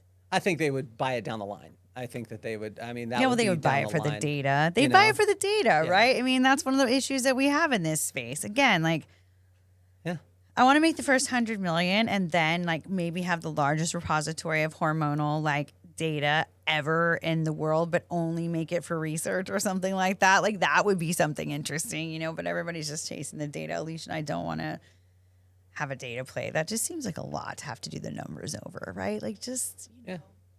Look, buy a supplement, get some weed, hit some HRT pellets, or just a nutrition plan to get you through whatever, right? Whatever you like, right? Mm-hmm. Get some meditation, get some prayer, get some Coca-Cola, get some tequila, whatever, right? Who knows? I don't know what it's going to become. I don't know why no one's investing in us. Columbia's literally calling and they're like, no. So that's the business plan? You're like, that's it. I'm going to throw that through pitch deck analysis and see what happens. I have no plan. We're going to let it go wherever it goes. I mean, I actually kind of live comfortably in that space. Like there's definitely guideposts, but Yeah. right? Did you think you would be sitting here? Think about this. At 19, it's just doing hair. It's not just doing hair, but we're just sitting and you're doing my hair. Yeah. That's what we're doing. And yeah, concerned about burritos and like, is there a bonfire? Are we allowed to have bonfires on the Bayside this week? Remember that was a thing? Like, could you only certain Fridays or something? Wasn't there something weird? Like, did the girls, are the boys chasing you down the street? Funny things like that. I'm like, what are you talking about? And I was oblivious, right? Yeah. So oblivious. I'm still the same way, by the way. So is it wild to think about Jen, right? And Jen's younger than us, so her bouncing around and she has teenage girls, right? And she's the godmother of my children. It's wild. It's so wild, Yeah. right? Oh, man. And she's a scientist. She's a teacher, scientist. And it's just so weird to think about like bopping around and like saying, oh, we'll totally be your hair model. And you give Jen bangs. And it was like, we were all upset. And now she's like in charge of children and stuff. Right? Mm-hmm. Oh, you don't. I think you our don't biggest know. goal was like to be on the Jones soda bottle. Remember that? We were submitting those. Did you ever get one? Like, I didn't did. your friend Yeah. get one? No, Yeah. I got one.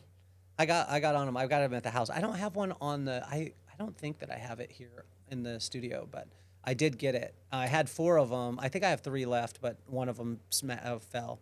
But I did get on the Jones soda bottle. Yeah. Are they still around? I don't know. If Specialty not, places. If not, someone should totally borrow that campaign. That was genius. It was With good. print on demand, I feel like, so think about what a big campaign that was to pull off for them at that time, Oh my gosh, it was right? wild. That was pretty impressive. It was big. But talk about like making your audience, your marketing. That is so smart. We a need to good borrow one. that for something. It's a good I don't know one. if it's going to work for menopause. You can borrow it for something else. Put it on the test. Put your face on the test. I don't know about that. I don't know. I think it was it Eric at Endo said, we want to get into your jeans. Oh yeah, yeah. That's a tough one. So He's not a creative director. He's a technologist. Yes, Not marketing. exactly. Everyone just needs to stay in their lane, but we let him play every once in a while. Yeah. I thought it was really cute. I'm like, that's cute. that is a good one. That's really cute. Well, and to all the ladies out there that are going through menopause, make sure you just stop and do yoga. Hot flash, do yoga right Do there. yoga. Then your Hot hot yoga. yoga's done for the day. All done. You're the best. You did great.